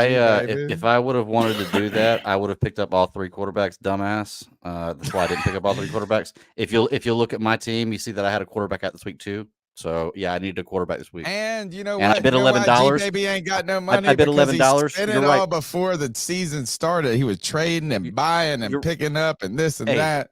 And you know what? I bid $11 because I did see you had 10, and I wanted the quarterback. It's called fucking smart bidding. Look at what Nathan called. said. All right. Please ban this guy. No one loves him but Tony. I do love G Baby. I do love G Baby. First crazy, of all, man. because he makes up a bunch of bullshit. He's welcoming to me. But he's right. Is that dude Frank, if you're gonna get knocked to the next level, you're gonna be getting your uncles are gonna be talking about that for a minute. Let's play some Mega Mingo. Let's do it. I was gonna be excited about this. Right? I mean, like if we could give away a jersey. But like, do you even want a Mingo jersey right now? Would be the thing. One thing before we get started, you know what we could do is we could change the free square to showing Bryce Young's parents at this point. Like, I feel like who did they show more, Bryce Young's parents or Aiden Hutchinson's parents? I mean, they mic'd up Aiden Hutchinson's parents. You know what I'm saying? I mean, like, that's a free square. All right, so we didn't get a win from the Saints, obviously. Did we have a multi-passing touchdown game today? Yes. Yes. Okay. So we'll get that. All right. We had a 300-yard passing game, right? Yes. Boom. Oh, well, I guess you got to beat the Saints to get that jersey. That's not happening. Did we have a rushing touchdown today? We did. Look at this. Might give away a jersey no one wants. Whoa, go undo a couple times. Yeah. Yeah. All right. There you go. Got that. All right. Did we have a special teams touchdown? No. Did we have a road win? No. Did we have a defensive score? No. Did we have a Sanders touchdown today? What the fuck? Who scored the rushing touchdown? I'm not sure. I got the hold on. Or did we have a rushing touchdown? I know we got down to like the half-yard line with Adam Thielen. Did we run that rushing? Ball did we have a rushing touchdown? Yes. Miles Sanders had a rushing touchdown. Okay. So we got 2. We get 2 there. Where the hell did I go with this window? What about this? What if we give away this fucking jersey? No, we gotta earn it. After tonight. What's the point of doing it if we don't earn it? Yeah, you gotta earn it. I mean, well, they're earning it. They're getting all the fleet. No road win. Did we have? Oh, we had a 100-yard receiver. Yeah. Holy cow, we're getting there. Did we have a fumble recovery today? No. Did we have a 100-yard rusher? No. Did we have a defensive score? No. Look at this, guys. What would it take? We need a special teams touchdown. Yeah. For someone to get the Mega Mango next week. We need a win against the Falcons, gives it to you. And you got to probably hit those two. All right. That's Mega Mango. Touchdown defensive score is probably the most likely to hit. To be special honest, that or teams fumble recovery is going to be the way that you guys are going to get the jersey. Play Mega Mango. The way you can play Mega Mango, well, we're playing it right now. But you got to be a C3 super fan. $1.99 a month. It's a small contribution. Google takes half of it. But you know what? I know that they take half of it. I don't even care because they give us a wonderful platform for us to hang out with all our friends. Let's go to the next goal. What's up, C3? Back for a part 2. Yeah, I mean, I don't really have much to say. I wasn't expecting to win this game. Well, then why you call twice if you ain't got a lot to say? This call is just about trading players. It is time to trade players. Like, it just is. Frank Reich sold us, and Scott Fitter sold us this team was ready to win now. What a fucking joke, dude. And even with Andy Dalton throwing for 346 yards, we were down by 17 at that point, okay? So even with his great stat line, we weren't even in the game, okay? So for everyone that's saying that Andy Dalton needs to start, 100. that's fine. Go ahead, love on the red rifle. But this is an 11-year veteran, again, that's playing against the bottom 3 defense in the NFL. We have to see what Bryce has to offer us. We have to, because if we don't even see what he's capable of, then that means we basically traded Bryce Young, Christian McCaffrey, and DJ Moore, 2 first-round picks and a second for nothing, pretty much. If the Bryce Young trade doesn't work out, we're fucked. We're even more fucked. And we'll be in the quarterback running again. It's time to trade players. I don't care about how much if people love Brian Burns, Jeremy Chin, or any of these guys. This team isn't it. They're not good enough. That's the reality of it. Okay, we're 0-3. Not even Matt Rule started 0-3 in a season. If you didn't even know who the Panthers head coach is, and they told you it was Frank Reich, you'd be like, damn, okay, he's even worse than Matt Rule right now. It is bad. It's time to trade players. You have to trade players. This season is going nowhere. Everyone in the division right now is 2-0, 2-1, 2-1, and we're 0-3. Minnesota's 0-3 as well. Are they not going to come in the bank next week and put up like a 30 burner on this? Because they're an even better offense than Seattle. I know I just reiterated everything I said, but Scott Fitter and David Tepper, y'all are some fucking douchebags, man. Y'all give us hope every single season saying this team's ready to win. We can never just rebuild, dude. We need to start a petition for David Tepper to sell the team, dude. I'm sick of watching this fucking football, man.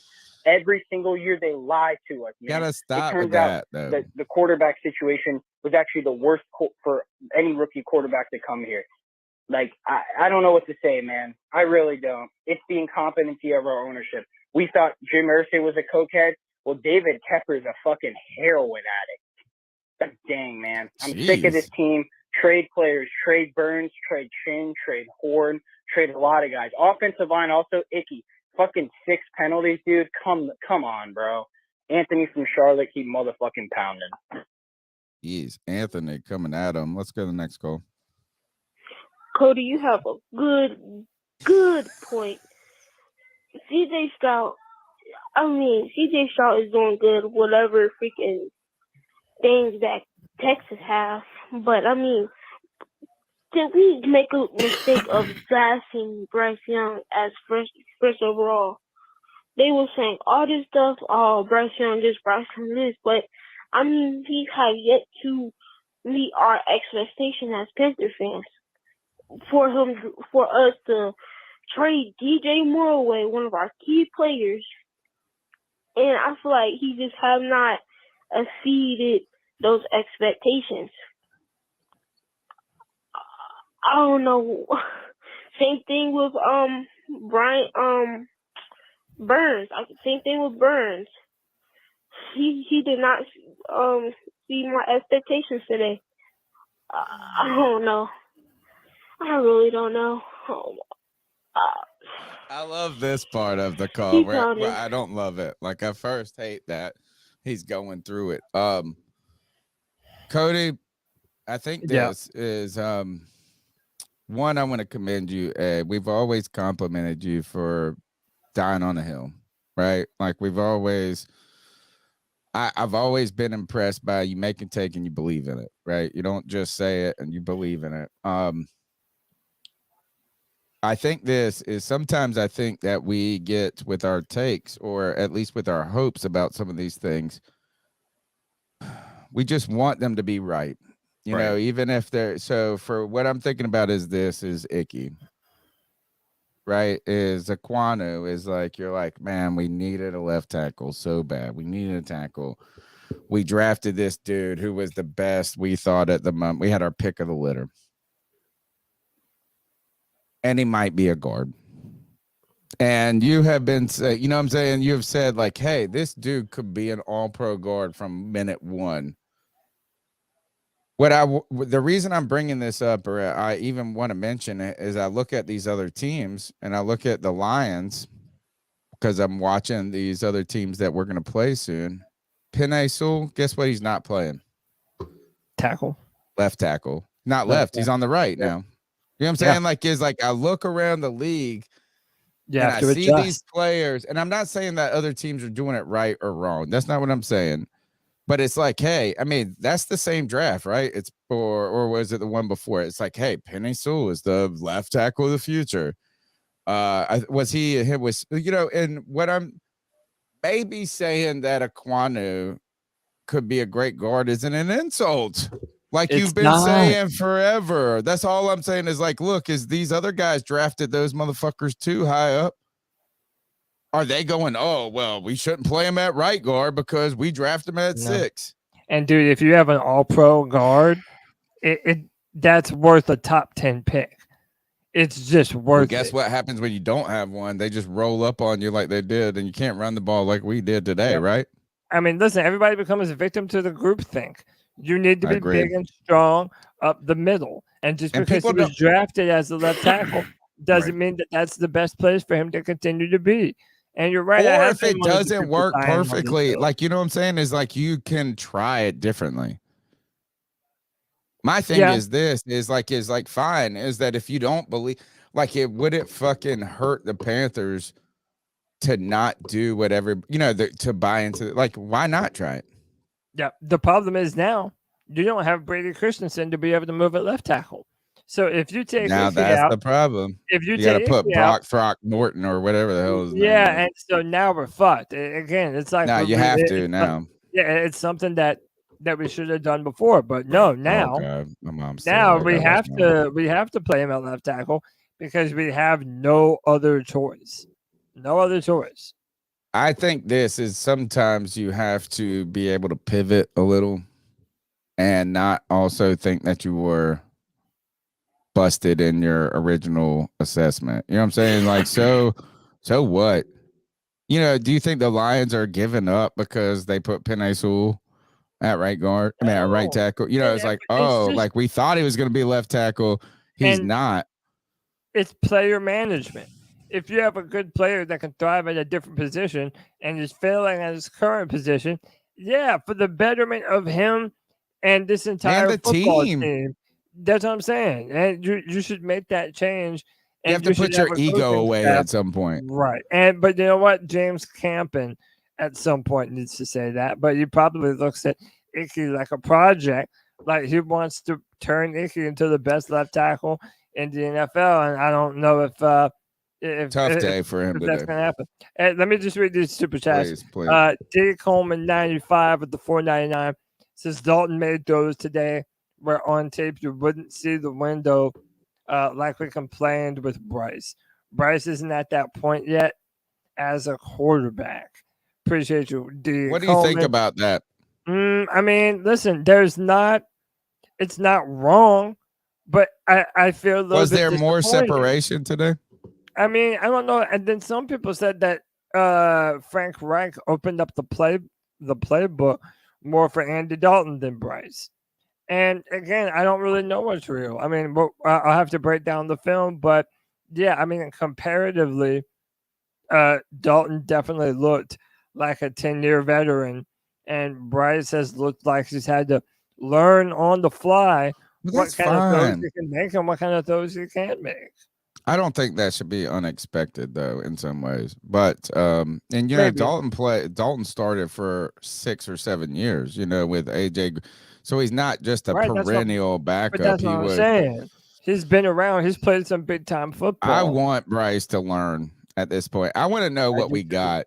That's what I want to know. I would rather know this. I would rather play this season out and know and make a judgment about Frank Reich and Bryce Young sooner than later. And I'm not saying that I'm going to make that judgment after this season, but if you continue to just protect them from that judgment, absolutely. Is that like when do we get to? It's kind of like where we are with Scott Fitterer. It's like Oh, Yeah, well, I don't at a certain know. point, you have to put the blame where the blame is due. All You right, have next. no other choice. Mr. Elevation with the $5 is the worst part of losing like this is the fact that we don't have a first round pick. We are what our record says we are. White Chocolate Espresso with the 199 says, look at the team's stat line. Same as Seattle. And he sent this to me on X. This is the split between the two teams. Yards per play goes Look to at this Seattle. third down. Who's on the right? The Seahawks are on the right. They were 3 for 13 on third down. No way. I mean, I'm not saying that I'm not saying that it's wrong.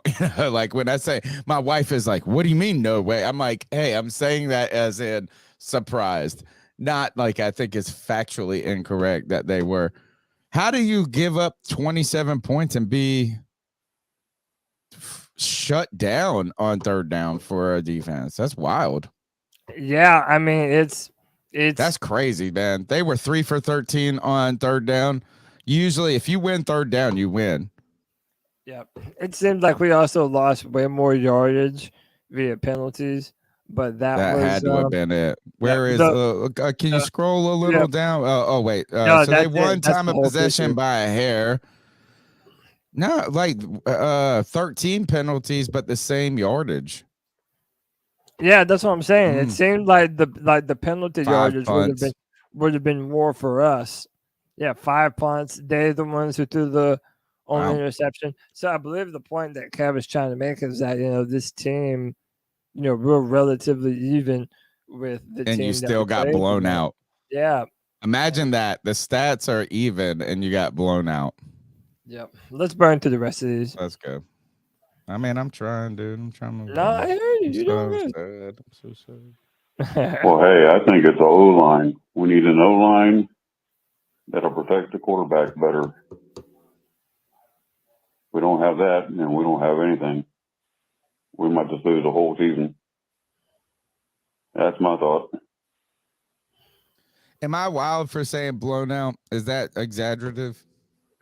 I mean, was there when I say blown out, what I mean is that I don't know if there was a chance for the Panthers to win this game in the second half. Like it felt out of reach after halftime.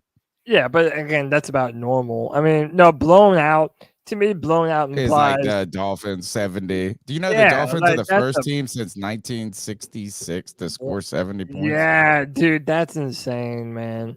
That's insane. Shout out to and by the way, we played them not too long. Oh man. That's gonna God be bless Tyreek Hill on CJ. Watch, we'll put CJ Henderson on. It doesn't matter. Imagine, look, you know who you're gonna put your speedster on Tyreek, and then your second speedster on Waddle. And then they got this white kid out there, like just killing it. I didn't. The receiver. Yeah. It's just Braxton Berrios. And then Mostert on my bench scored 48 points. Next call. What's up, C3? I know I'm calling you in the third time, just very quick. Anthony. I thought you had nothing to say. Can we, Tony Soprano, I'm calling you up. We'll get the Mafia. We'll put I hate that fucking guy. I'm sorry. I don't care how rich he is. He's ruined this fucking organization. 6 seasons. You have a record of 16-41 outside of the Wilkes there. Dude, I'm telling you, man, this franchise is cursed. And whoever leaves it goes off and thrives somewhere else.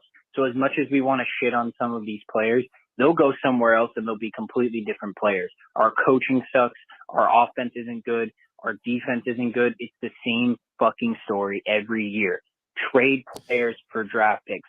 Just do it. This team right now looks like a team that told the fans. You've called 3 times. I'm causing you on this. I think this is my mom's burner account, Flame for Jesus.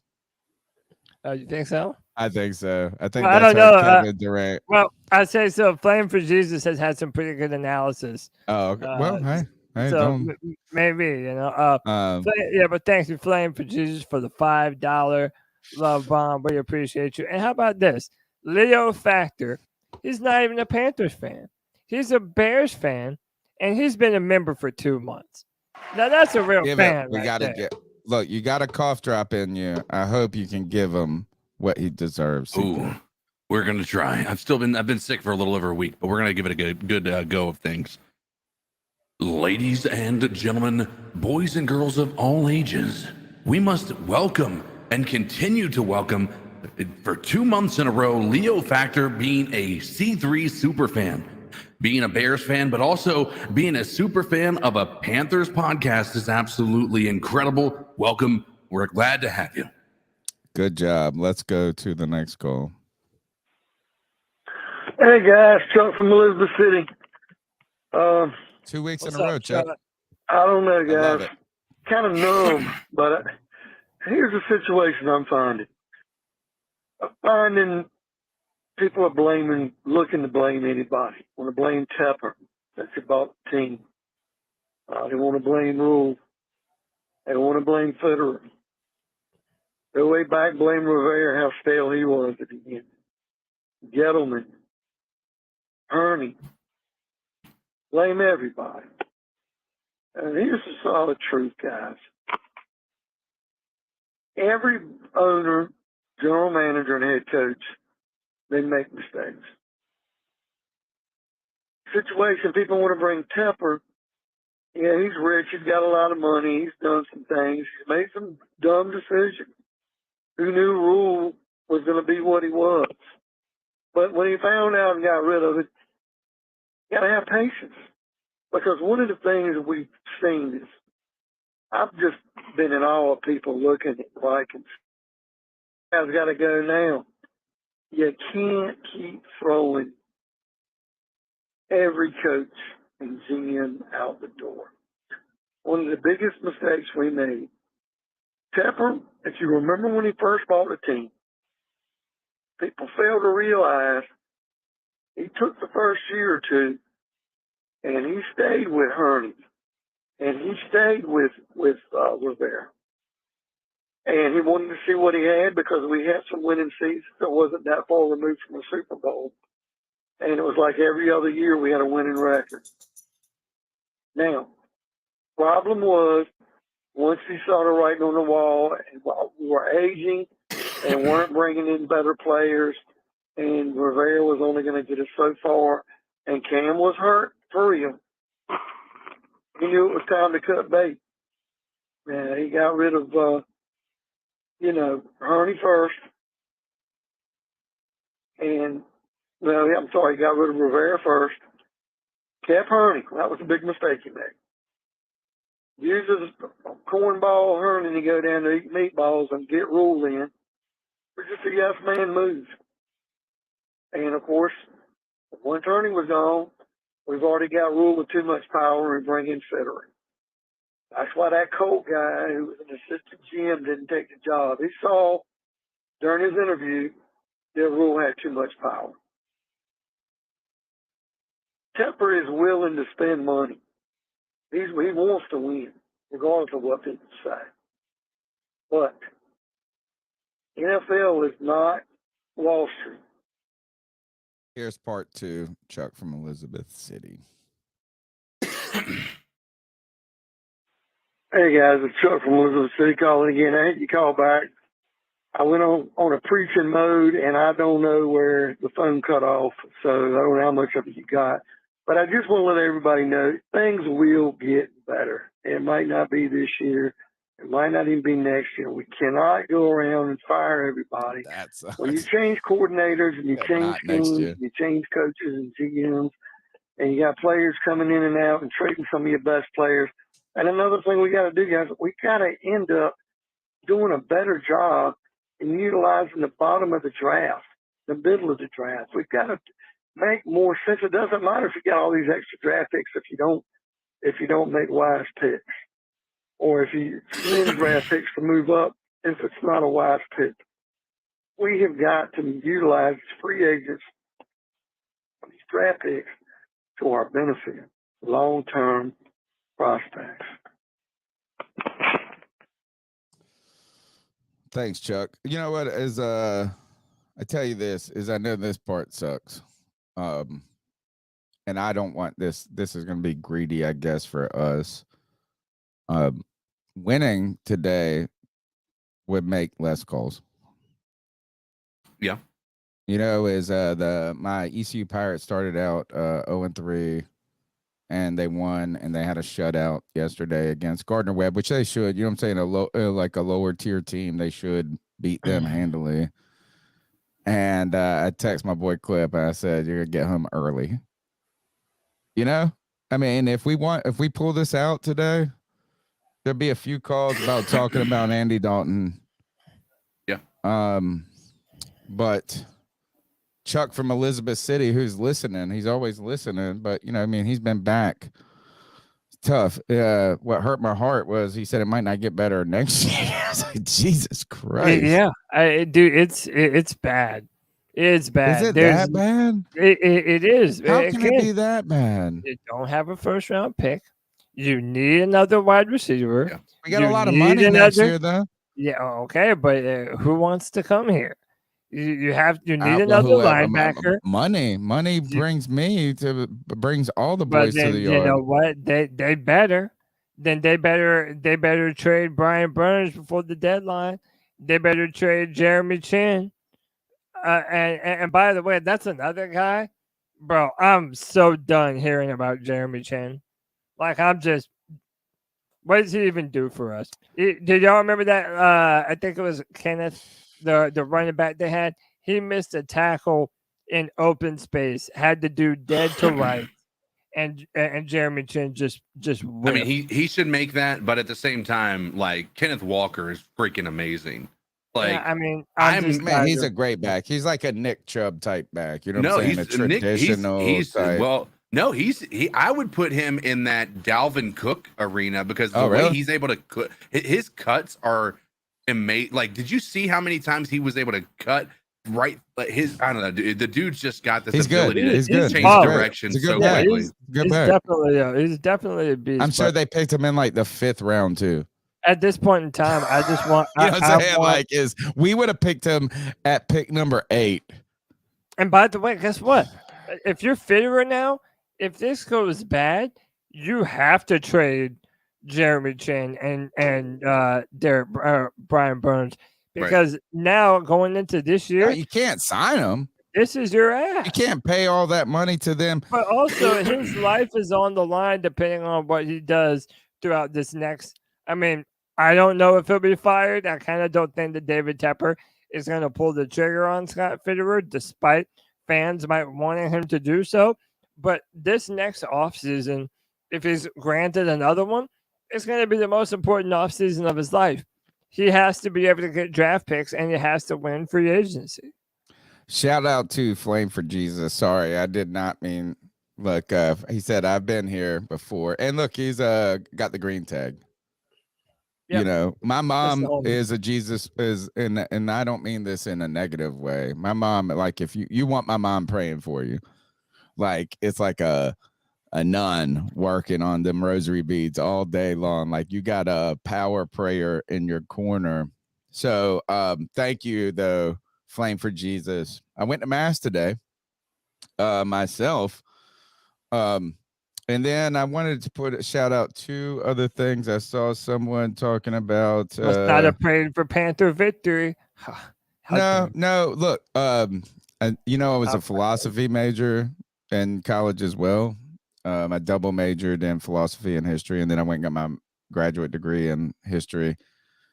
But there was a legitimate question in philosophy classes of if the divine is real. Right, like, which I mean, like, is praying in a sports competition cheating? No, and it's like a philosophical question. Is like a game by the rules itself is like what makes a contest fair are the rules. That's why boxing happens to be the most fair sport on the history of the world. Is like you have similar size, exact same rules. It's the fairest competition because you can't say it's a team sport. It's an individual. It's the most fair sport. Is probably golf and boxing, but I've sat in classes where there's been legitimate philosophical debates about if that's if praying, if that's true, is it cheating? And God bless, I want to cheat. Holy water for the O-line and penalty. Next call. Hello, Paisans. How you doing? PJ. Now, I gotta admit, this was the first game I watched in a long time completely sober. So I actually acknowledged quite a few things, but I'm not going to freak out. Now you're a drug addict. I'm not going to be like the rest of you running for the razors, wanting to burn this motherfucker down. You knew from the start this was a fucking building team, and they are building. Luckily, we're used to losing, so it really shouldn't be that hard. But I'll I tell you feel what like the I'm biggest right where I disappointment belong. is.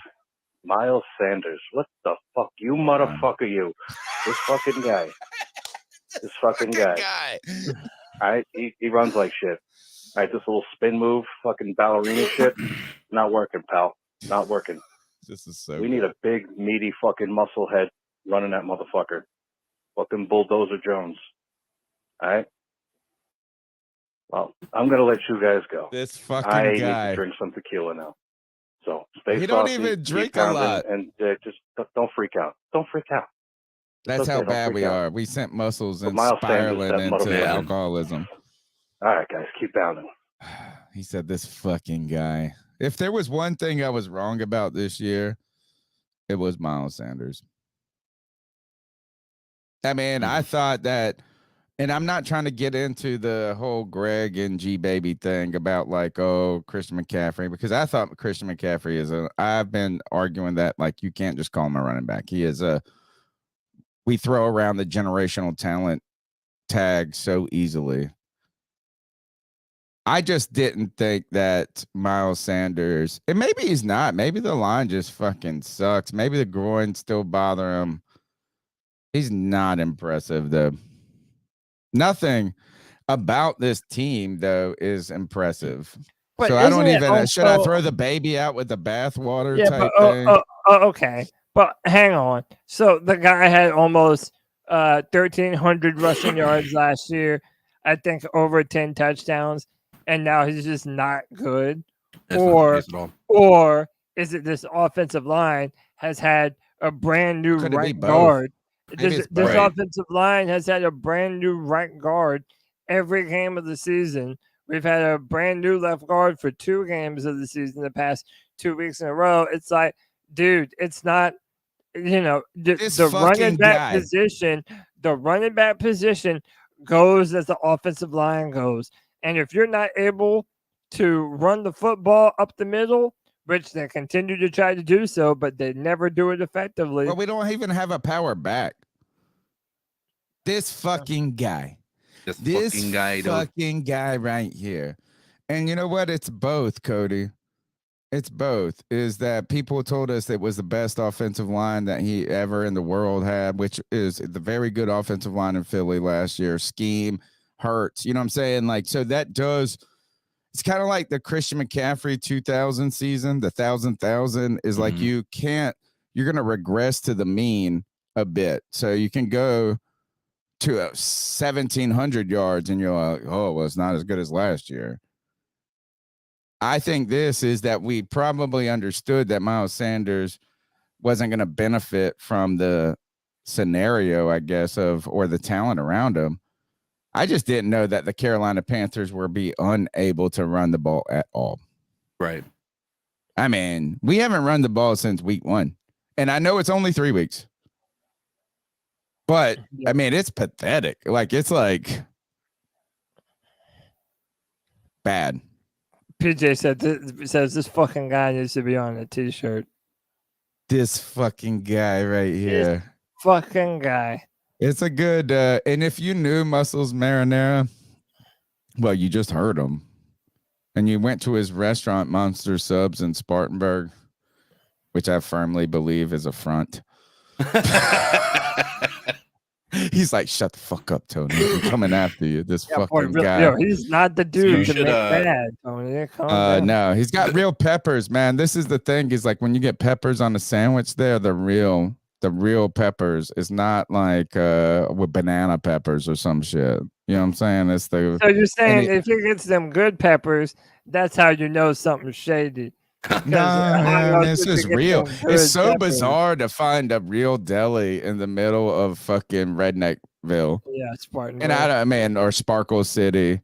It's just like if you walk, I mean, it would be like if you went into a Greek restaurant in like bumfuck North Carolina, and you're like, oh God, this Ziki sauce is off the chain. This is like it's real. And he was honest about it. He said, I had to leave the North because of taxes. He said there was an exit tax in New Jersey. He left New Jersey and moved with his family to South Carolina, and there's a fucking exit tax, homie.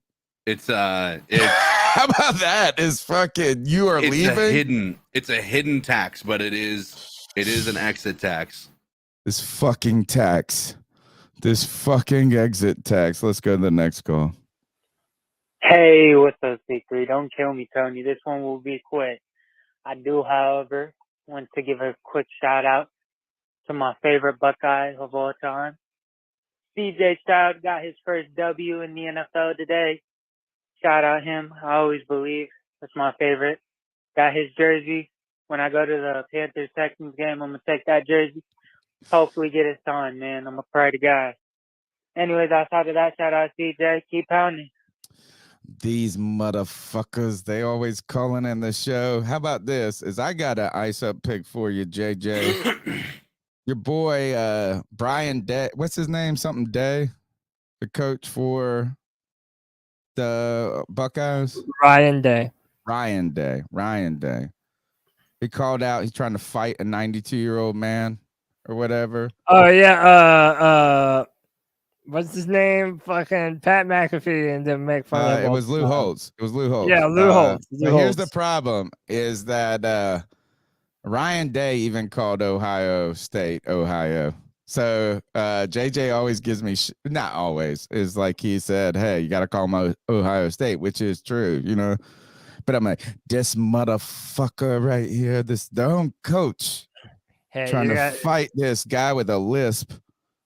Your mom's really mad. Hey, listen, I want to say this is Panther pick one. I want to say one more thing. Number one, I'm gonna be real. I'm gonna call names. So if you don't want to hear the names I call, delete the call. But Vashti Hurts and Sheena Quick were on Twitter all off season and training camp, hyping up this team, talking about how great it was going to be, and talking about we were going to go deep in the playoffs and how great we were going to be. Mike Hay on the Charlotte Observer was the only one that was realistic. He's right. He said it was 6 wins. Now, bro. Joe Person didn't give an opinion. So if you're a reporter and you hyped up this team, you're going to find out about it. Because I'm not hearing that shit no more, and I don't trust you no more. Well, I mean, you got to have substance, not for clicks. Jerk, whatever that jerk is. I hate that Oregon guy. Next call.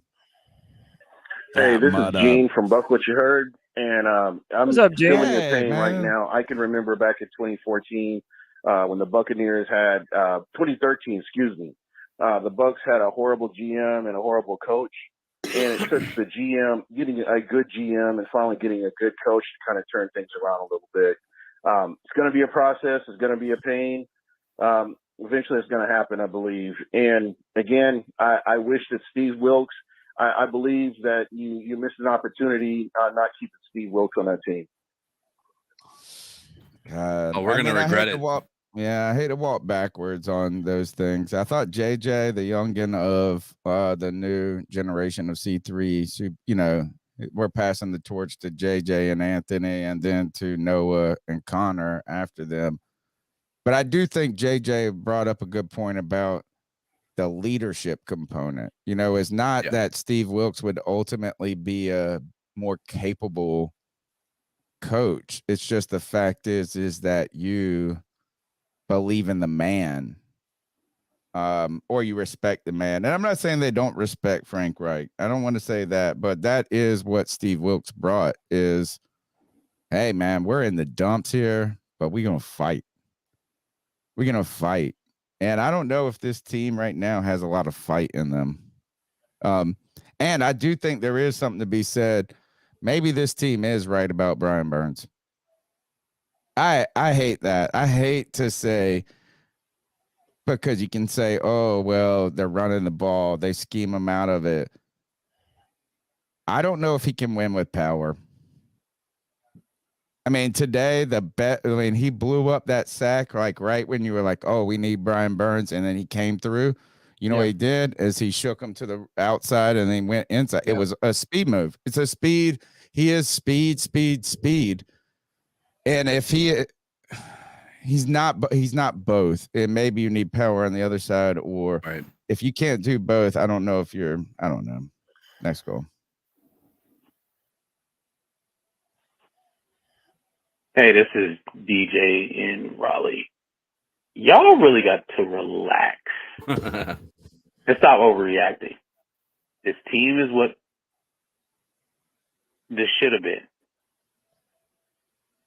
A lot of young players, new staff. You just got to give it time. Anyone who thought Bryce was going to come in and be a world beater is delusional. You got to lower your expectations. This is a multi-year thing. If you guys thought we were magically going to come in and go straight to the playoffs, I don't know what to tell you. Yeah. Lower your expectations. Fair. I actually thought today this was the best offensively we looked all season. This is the best defensively we looked all season also. It's just so happens that Seattle's a very tough place to play. Too nice. Just gotta give it time. All right. Thank you, DJ and Raleigh. No, I mean, yes, we have to give it time. True, but don't say this was our best game. I don't believe today was our best performance of the season. Maybe I'm wrong. Let's go to the next goal. Hey, what's going on, C3? Shout out to y'all. I got a couple things. This is Zach Harris from Kannapolis, North Carolina. It's been a while since I've called in, but you know what? I got to say what I got to say. Very, very fucking upset. First thing, why did we get rid of Steve Wilkes? That's my number one thing. Last year, we pulverized this team. Last year, we were one game away from the playoffs. I know it doesn't matter now, but I have to say I blame our owner, David Tepler. I blame him for so many things. He has ruined our organization. I know Jerry Richardson got in some illegal troubles or whatever you want. I'm not sure the whole story about it, but at least the guy gave us a winning franchise team. I'm not happy with the owner. I think it's bad calling. I'm 5'10". I'm as big as Bryce Young. I can't see myself out there playing against these dudes. I want to support the kid. I've been supporting the kid. I support the team. I'm a very diehard Panthers fan. I grew up in that stadium. I do not like our owner. I think it's caused us a lot of problems.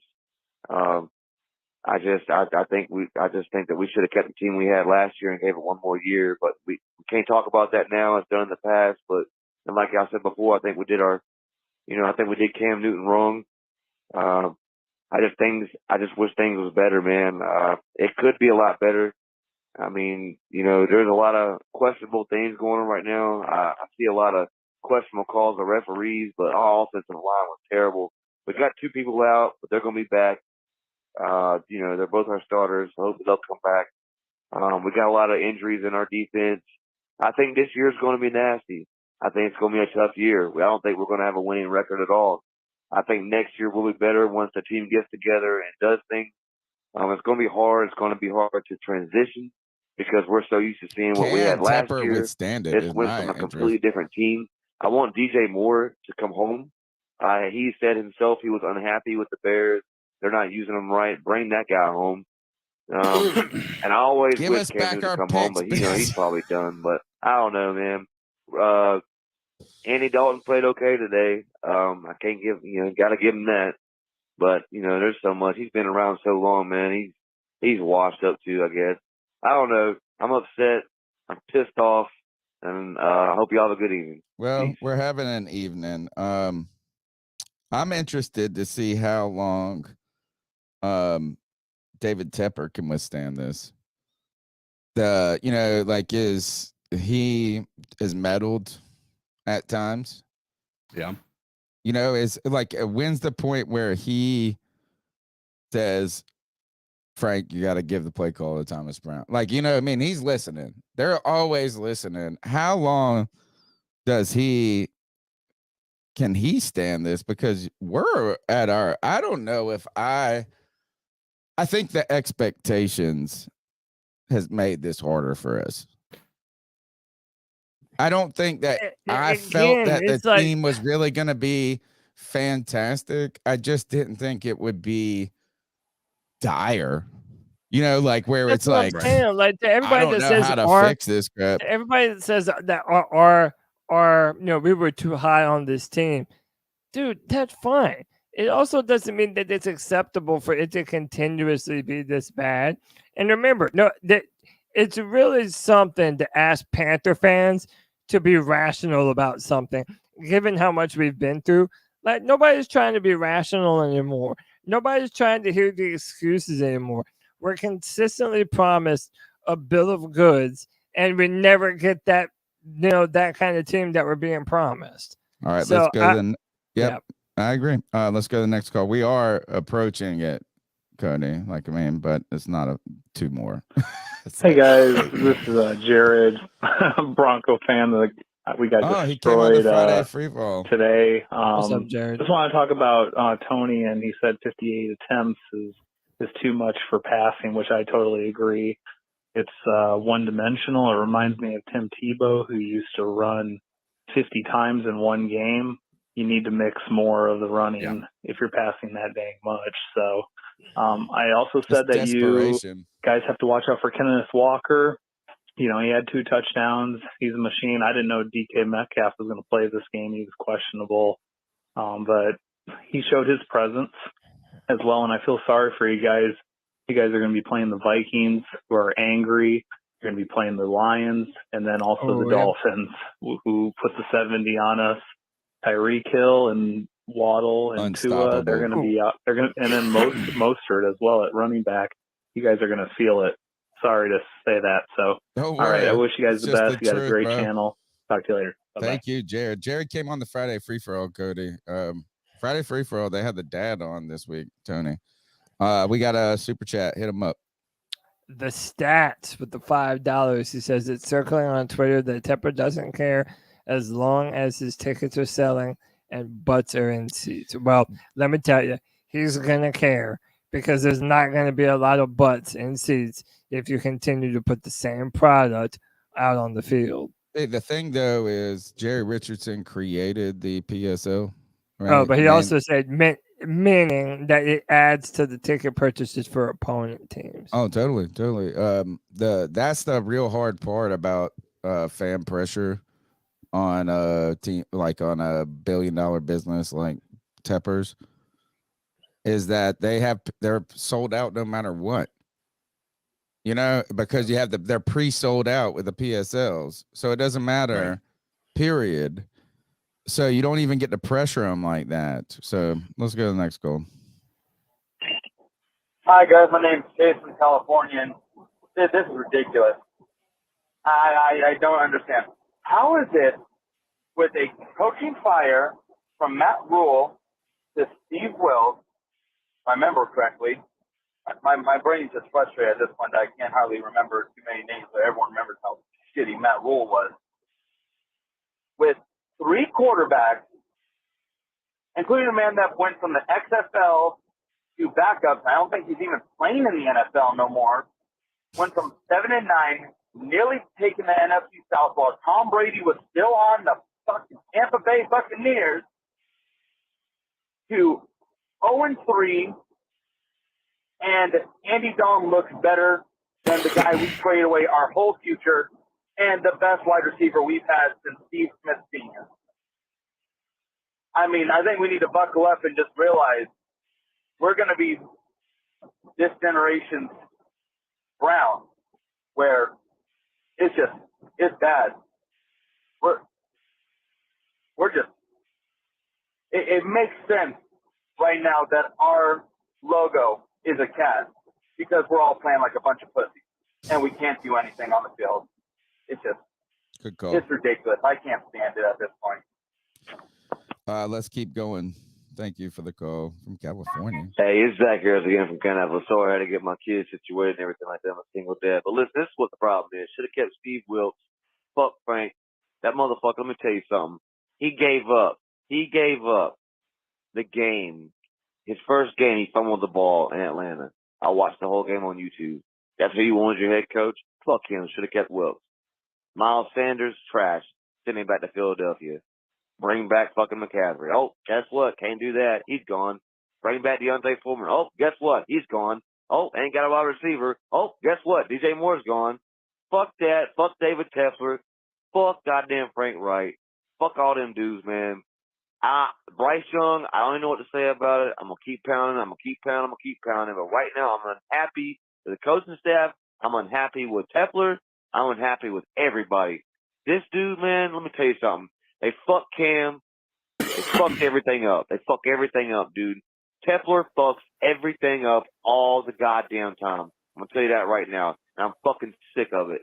I say fuck Tepler getting the fuck out of Charlotte. Fuck Miles Sanders and then back to goddamn Philly. All that shit, bro. Fuck these motherfuckers, man. I have nothing else to say, man. I'm so fucking upset, dude. I had to make my son go to the other room because I'm so mad. I don't even know what to say. I got to calm down. I'm trying to calm down, but I can't calm down because I'm a diehard Panthers fan. It's very frustrating. It hurts to the soul. You know? It does. It hurts my pure fucking soul, man. I mean, you know, it is what it is, man. I'm going to keep pounding. I'm going to keep watching the games. I'm going to support our team. I'm going to the next game this coming Sunday. I'm going with my papa.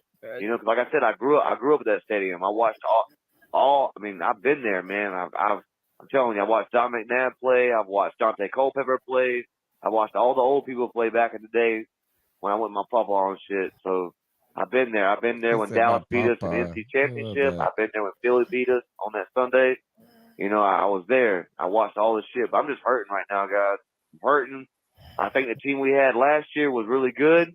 We were one game away from the playoffs, and Tepler fucked it up. We traded everybody, and it's all because of Bryce Young. But it's not the kid's fault. It's not Bryce Young's fault.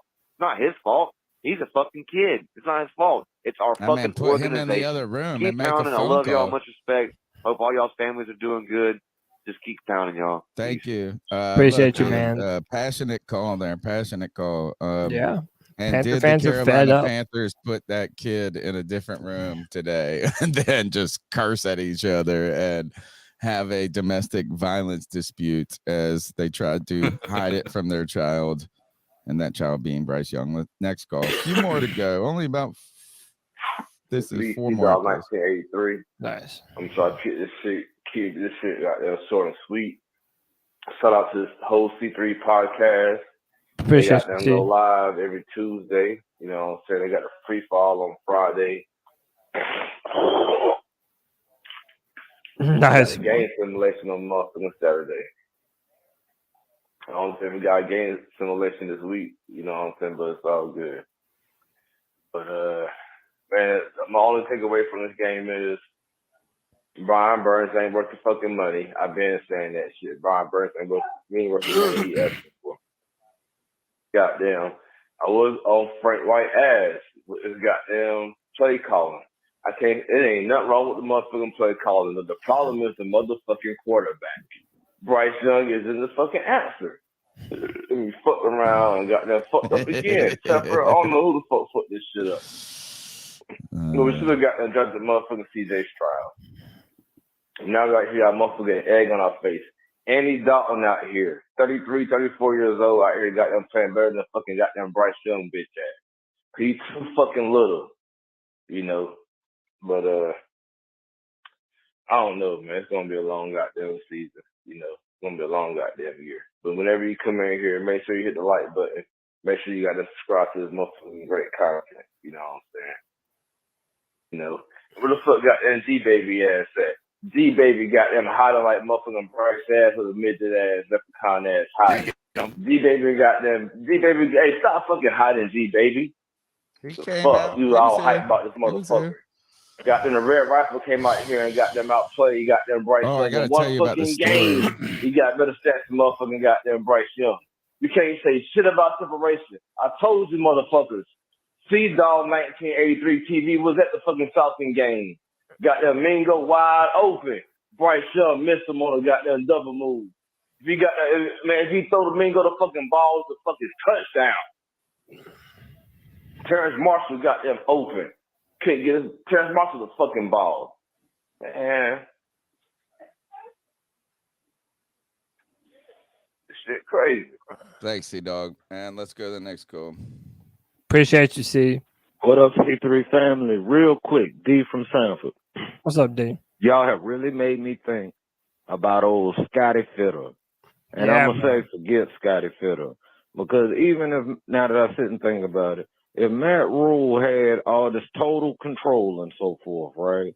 At some point, Scott Fitter could have looked and said, you know what, this dude is inept with managing football, and he could have been banging Tepper's door down or something so that the control could have been moved. There's plenty of times that power is taken from head coaches. So at the end of the day, all I want to say is I'm out on Scotty Fitterer now that I really sat. I hadn't really sat and thought about it because I leaned on the end of optimism, and I was just really focused on the team and the trenches and so forth. But dag it, I'm wrong, because you got to start in your front office. And so from the bottom of my heart, let's find somebody else. It almost seemed like Gettleman might have been a better dude at the time than what we've gotten from Fitterer. Hey, I'm out. I love y'all. Hey, keep pounding. We got a new week. Let's crash them Vikings. Appreciate you, D. Yo, D has become one of our best callers, man. Chuck, I love you. You called twice already, though. So we're going to go past the third call. And I know we'll play it on. How about this? I'll try to play it on Tuesday night show. Let's go. We got two more and then we're out of here. Or we got to do two. Hey, what's up, things. C3? Evan Sports Talk here. Love the man cave today. It's always fun getting to sit and talk some football while watching the games. And sadly, it's not the way we wanted it to go. But yeah, I mean, it's disappointing to see all these games. I mean, these first three games, at least, I should say, go the way they have. And yeah, I mean, I wish we've been winning, but we haven't, and that's the truth. And I think it's time to tear it down. I mean, a lot of us are starting to think like that, and I agree with everybody that says that we should tear it down, because that's what I think we should do too now. And I think the only players we really shouldn't trade, maybe if we do start to go on a spending or a fire sale, is probably really only obviously Bryce Young. I still think there's a chance that he's our franchise guy. Though CJ, I mean, for being a CJ guy, I'm kind of upset seeing the way he's playing on the Texans, and our guy isn't playing the best. He wasn't able to play today, but he hasn't been playing the best. But I'm disappointed in this team. I mean, it's frustrating too, because I'm also a Jags fan, and they lost today in fashion, coincidentally, to CJ Stroud. And it's disappointing, and I think we should blow it up. I mean, I think Bryce Young and Kim Kwanu, even though he had all those false starts today, and Derek Brown are maybe the only people that we should keep, and maybe even, honestly, we should even trade Derek Brown, because Derek Brown is one of the only players that could even get us a first. I feel like he could probably at least get us one first. If not that, then maybe like a CMC type trade where we get multiple picks, because he's not worth just a second rounder. I think he's good enough for a first, but yeah, a disappointing loss. I mean, I hope we can maybe turn it around. I mean, at this point, it's looking like we probably won't. Hopefully, at this point, if I'm being honest, I'm kind of hoping we do bad just so we can get rid of Scott Fitter and maybe Frank Reich and restart. Maybe David Tepper gets it right with the next hires, or maybe not. But yeah, I just wanted to come on and say that, see what you guys think, and I'll still be watching the show. Keep pounding, and y'all have a good night. All right. Final call of the night. We'll play the rest on Tuesday. There aren't any more, though. So if anybody calls after this, I'm going to play it on Tuesday night. Here is my Hi, mom. Anthony. Want to support your podcast? Let's get it on a good note, positive, hopeful. I'll pray for your podcast and pray for your team. I hope that you will take me up on my offer and make the show fun. Love, Mom. She doesn't like the cursing. Yeah, it's not fun. It's not fun. It's not fun right now, Mom. Not for her. Not fun for any of us at this point. But actually, it is pretty fun because I don't have to deal with this by myself. All right. I know you hate it, but formerly known as the Dab on 'em Award goes the David Dotto Ball Out Award. That's so stupid. Who balled out today? It's the best. So stupid. I guess it's appropriate because this team's so stupid. I mean, can we? This one's going to be an easy one across the board, right? It's got to be Andy Dalton. Nah, I wouldn't even put Andy. I was going to put Thielen. Oh, good one. Yeah. Thielen had what? 11 catches, 150 yards, or something like that. Some crazy number. Yeah, 145 yards. All right. Way to ball out, old man. Talent shame. My talent shame goes to, I think, the coaching staff entirely. Yeah. Frank Wright and everybody is just. Wait, don't I still bad. have a? Wait, hang on.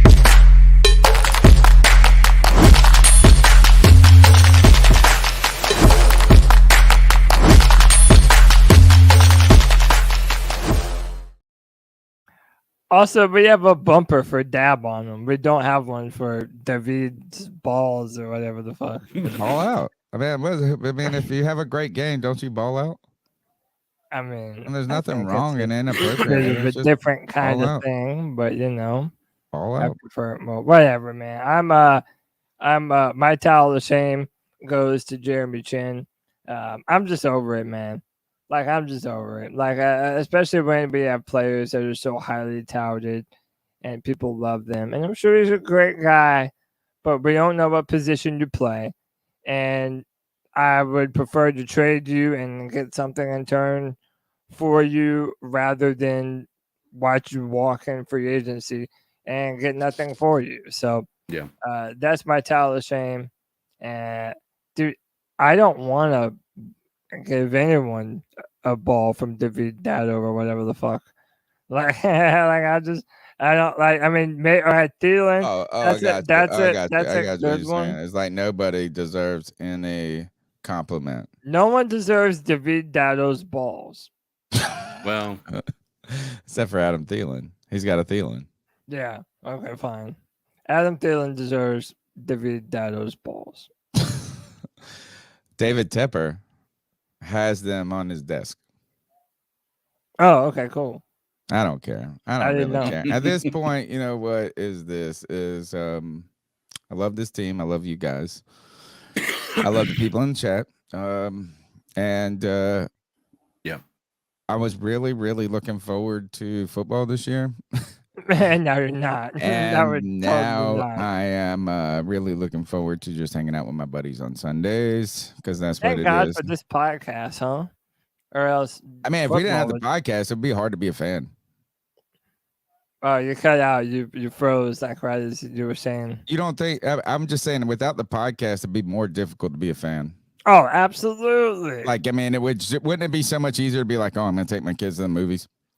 Oh, dude, and it's like, look, all right, the fact that we had over 300 people today. Everybody in the chat room has been incredible. Y'all are the real heroes. Hit that like button. Not all heroes wear a cape. That's right. Hit that like button. Hit that subscribe button. Hit that notification bell for every single time the C3 Panthers podcast puts out content. For $1.99, you're going to be getting the opportunity to play Mingo Bingo, which we do every post-game show. We're putting out the film room. That's coming back again this week. The Madden simulation at some point. So consider hit that join button for $1.99 a month. Become a super fan. And I have to tell you this story real quick. I know you got to go. So I went to my buddy's birthday party today. So I attended 2 birthday parties. One was at a sports bar, and the other was my mother-in-law's. Right.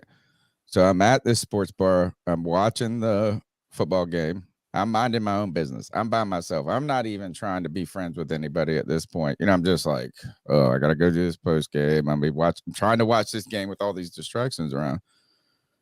But I'm a big, I'm all in on Bryce Young because we got the we got the pick. Like, and whether he works out or not, I don't really, it's just like I'm throwing my full support behind him, like I threw it behind Cam. So, I've never liked Andy Dalton. I have it's a personal grudge because Andy Dalton came in the year after Cam, I think, or around that time. And in that year, the next year when Cam struggled in 2012 and Andy Dalton was like blowing it up with AJ Green, there were people like, oh, that's what a real quarterback looks like. That's what a real quarterback like. So I still have PTSD, or I take it out on Andy Dalton. So I've never just been a fan of this dude, but his haircut is so jacked up. Why does it bother you so much? It's weird. Why? He's got a front mullet, dude. He's got party in the front, business in the back. Like, it's ridiculous. At least he's doing his own thing. It's not just following terrible, the crowd. bro. It's terrible. It's not working. So I'm sitting there. I'm pissed because the game's going terrible. And then they show Dalton, and I go, stupid effing haircut. Like, I'm just talking to myself. And this person who is known for being irascibly, ended up getting kicked out. She got kicked out of the bar because she's verging on I would use a D word, DI, but she might not. She has a spiky haircut.